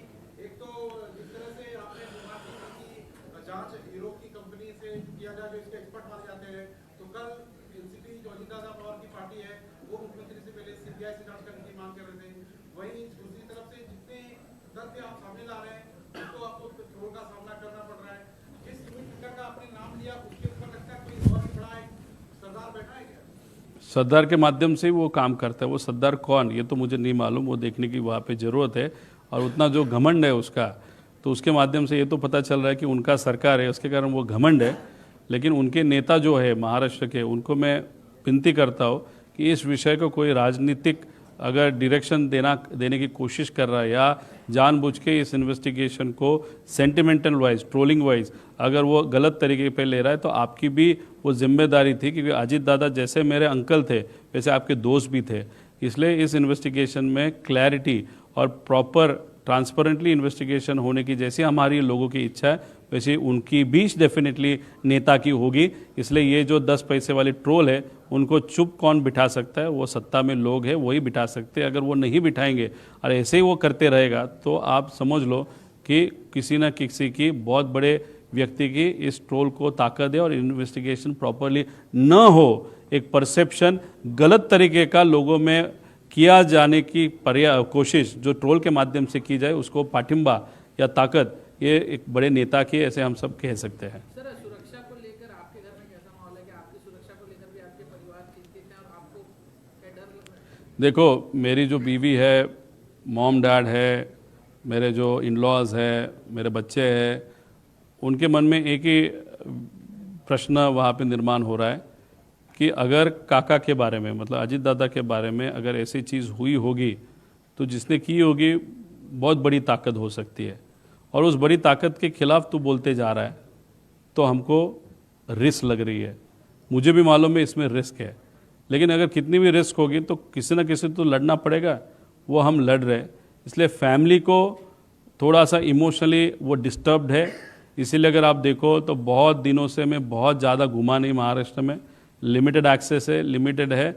जब तक इस विषय को एक योग्य डायरेक्शन तक लेके नहीं जाता तक तक मैं बैठने नहीं वाला। लेकिन जो भी रिस्क है, मेरे कार्यकर्ते हो या जो मेरी पर्सनल सिक्योरिटी हो या जो भी है, वो उस बारे में ध्यान देंगे। और जो भी है इन्फॉर्मेशन रखते वक्त हम भी हमारे घर में, हमारे ऑफिस में इन्फॉर्मेशन नहीं रखते कैसे ऐसे जगह पे इन्फॉर्मेशन वो होती है जो इन्फॉर्मेशन कहाँ पे रखी है ये मेरे पास वाले लोगों को भी पता नहीं होता। इसलिए हम लड़ रहे हैं और लड़ने के लिए जिगर लगता है, और मराठी मानुस में वो जिगर है।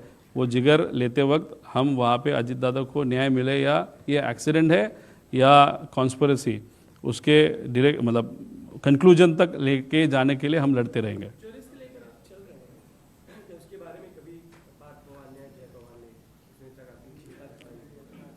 देखो 13 दिन जब तक थे, जब तक हम साथ में थे तब चर्चा होती थी, पार्थ और जय के साथ चर्चा होती थी। उनके मन में भी जिस तरीके से बातचीत हमारी हुई उससे पता चलता है कि उनके मन में भी डाउट है, काकी के मन में डाउट है, लेकिन वो बहुत ही इमोशनली डिस्टर्ब थी शुरुआत में। अभी 13 दिन के बाद मेरा एक भी बात न फ़ोन पे न व्यक्तिगत लेवल पे वहाँ पे उनके साथ हुई। ये प्रेजेंटेशन जो भी है, मेरे दोस्त, मेरे पहचान के लोग, जो शुभचिंतक है और हम सब ने मिलकर ये प्रेजेंटेशन वहाँ पे कर रहे हैं। इसलिए इसके लिए कोई भी सत्ता में से कोई भी हमको मदद कर रहा है ऐसे नहीं, लेकिन हमारे लेवल पे जो भी हम कर रहे हैं वो सिर्फ दादा के प्यार में, रिस्पेक्ट में, क्योंकि वो बड़े नेता थे और हमारे रिलेटिव थे, उस एंगल से हम ये सिर्फ चीज़ें कर रहे हैं। आपने कहा कि 4 फोन पूरी तरह से सुरक्षित है, लेकिन ब्लैक बॉक्स पूरी तरह से जिस तरह से सामने इंफॉर्मेशन आ रही है कि वो डिस्ट्रॉय हो चुका है। अब तक के इतिहास में 50-50 साल पुराने जो आपने उसके ब्लैक बॉक्स सुरक्षित नहीं है कहीं आपने। इसीलिए तो हम डाउट ले रहे हैं कि ब्लैक बॉक्स से एक तो कुछ नहीं हो सकता, technically it is not possible, क्योंकि ये जो एक्सीडेंट अगर आप देखो वहाँ पे पेपर भी आधे जले थे या न जले थे, और अगर कोई भी चीज़ को कंटिन्यूसली 1 घंटा अगर वो 1100 डिग्री सेल्सियस का टेम्परेचर मिलेगा तो ब्लैक बॉक्स को कुछ हो सकता है। दूसरी बात, ब्लैक बॉक्स के थोड़े से आगे जहाँ पे दादा बैठे थे नहीं तो वहाँ पे टॉयलेट होता है, उस टॉयलेट के पीछे एक बड़ा जगह रहता है जहाँ पे बैग रखी जाती है, वहाँ पे 2 कैन पेट्रोल के वहाँ पे रखे थे, ऐसा हम सबको कहते हैं, जो इल्लीगल है। और वो पेट्रोल के कैन जो इल्लीगली रखे होंगे, अगर रखे होंगे तो उन्होंने बॉम्ब की तरह एक्ट किया, और वो पहले ब्लास्ट हुए और उसके बाद फिर वो विंग में जो पेट्रोल था वो वहाँ पे ब्लास्ट हुआ। इसलिए इस सब विषय में हमको शंका लगती है, और जिस तरीके से इन्वेस्टिगेशन हो रहा है उस पर भी हम शंका तो ले ही रहे हैं।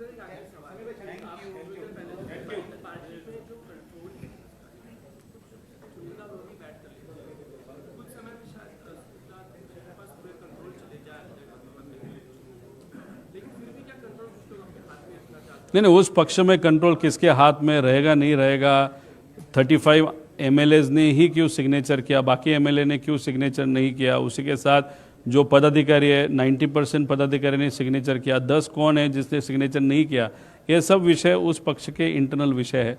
उसके बारे में मैं ज़्यादा बातचीत नहीं करूँगा, क्योंकि वो इन्वेस्टिगेशन से इस चीज़ों का कोई भी रिलेशन नहीं था। जो भी इन्वेस्टिगेशन से रिलेटेड क्रिमिनल एंगल है या सेंटिमेंटल एंगल है या टेक्निकल एंगल है या पॉलिटिकल एंगल है, वो सब चीज़ें जितनी मुझे बतानी थी वो प्रेजेंटेशन में हमने बताई है, और बहुत सारी इन्फॉर्मेशन वो आगे जाके हम बताएंगे।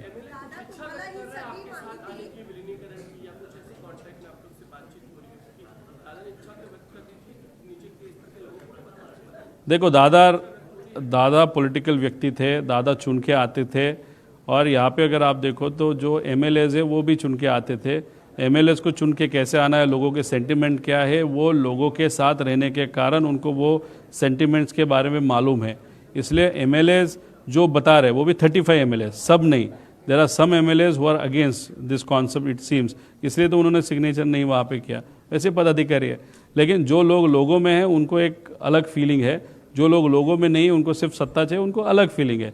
तो जो भी संघर्ष वहाँ पे चर्चे का हो रहा है, वहाँ पे जो लोगों में है, लोगों की चर्चा है, और लोगों में नहीं जिसको सिर्फ राजनीति कर रहा है, इस 2 गुट में वहाँ पे चर्चा हो रही है, ऐसे हम सबको लगता है।